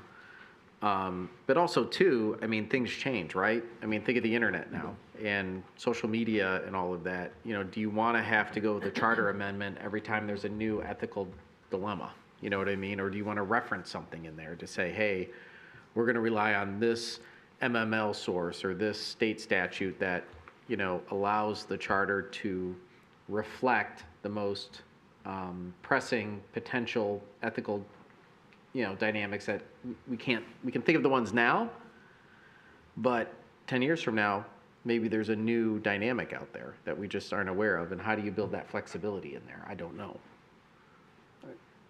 Okay. Sorry, Commissioner Cheatham? Commissioner Herzog? Just on process, do the amendments have to be done in an odd year, like in 2025, or can it be? The only legal restriction for a ballot proposal is that that it has to be at a general election per state law, so it can't be at a primary election, and so it has to be at the general election. There's no restriction on years, and again, it has to go through. It has to be. I'm not sure what the cutoff date is on this election. I wasn't able to look that up before coming here this evening, but you have to get it to the governor's office and the attorney general's office at a very early time in the process, so they have a chance to review it. If they have any issues, revisions, or just rejections, or at least you have time to get it on the ballot if you need to go through that process. So the Attorney General's office is great to deal with. They're very helpful, but they still need their time, as does the governor's office. So there is the deadline, and I can't put my finger on exactly when that is for this November's election. Commissioner Colo? Thank you, Mr. Mayor. So I guess hearing the table here, it sounds like we want to send this back, kind of let the attorney and city manager kind of take a lead on directing the charter committee with kind of our directions here on what they should focus on. I think there's been a lot of talk at the table, and they can maybe amend these, come up with other ideas, see what's next for us. Yeah, I think that's what I'm hearing too, is that, hey, we're not, like, thank you for this work, this is good stuff, but I think we've identified a couple things, hazards, I don't know, things that, like, are we solving the problem? Are we going to be, I mean, I just see like these one-offs keep coming. Is there a better way of going about it, either specific to these ones or so, you know, taking it up a level, or, you know, looking at how we work the charter so we can have better transparency to the public. So that's what I hear. Commissioner Cheatham? I have a question probably for staff, but if we did more of a holistic review of the charter and we ended up with more like substantial substantive changes, how does that look on a ballot? Like, how does that go to the electorate? You raise a good issue. Obviously, we have to publish in whole the entire revision, but the ballot language is more generalistic. It just basically speaks to, because you're limited in the number of words you can use, so you're limited to just saying this is a complete review or rewrite, or do what you can to describe what you can. And you, again, you're looking from changing from an amendment to a revision. So you would couch it in that terms, as revision denotes a more thorough, like, and I know the AG's has some suggested language, and I believe some local cities nearby have maybe gone through that process recently. So there could be some learning opportunity if they recently did a complete review or revision of their charters. That could be helpful for us. So you're saying this language is another thing that's yet dictated by state law? Yes. All right. Is that a motion or is that a? Yeah, that was motion. Okay. Can you read? Forward. I know. Alice needs a little more input there. Okay, to send these back to the Charter Review Committee with the direction to work with the city attorney and city manager on the next steps. Given some of the discussion we had Yes. today. Okay, perfect. We have motion by Commissioner Cole. Is there a second? Second by Commissioner Macy. Enthusiastic second. All right. Any discussion on this motion? Yeah, no, I think it's good. I think we're moving in the right direction. They're doing their work. Let's give them the challenge or the opportunity to step it up a little bit, see if we can find, you know, a little bit more comprehensive way of going about this so we're not necessarily confusing voters. All right, I'll call for the vote. All those in favor say aye. Aye. Those opposed? Motion passes. All right, that brings us to the end of tonight's meeting. Notwithstanding anything for the betterment of the community we love, I'll entertain a motion to adjourn. I mean, oh, Commissioner Colo. I got Brad come up after doing such a bad job tonight. He's looking for those unanimous motions. We have a motion by Commissioner Colo. Is there a second? I withdraw my motion. By Commissioner Herzog. Oh, second place sometimes. It happens. All right, any discussion on this motion? With none, I'll call for the vote. All those in favor say aye. Aye. Those opposed, motion passes. We're adjourned. Good work tonight.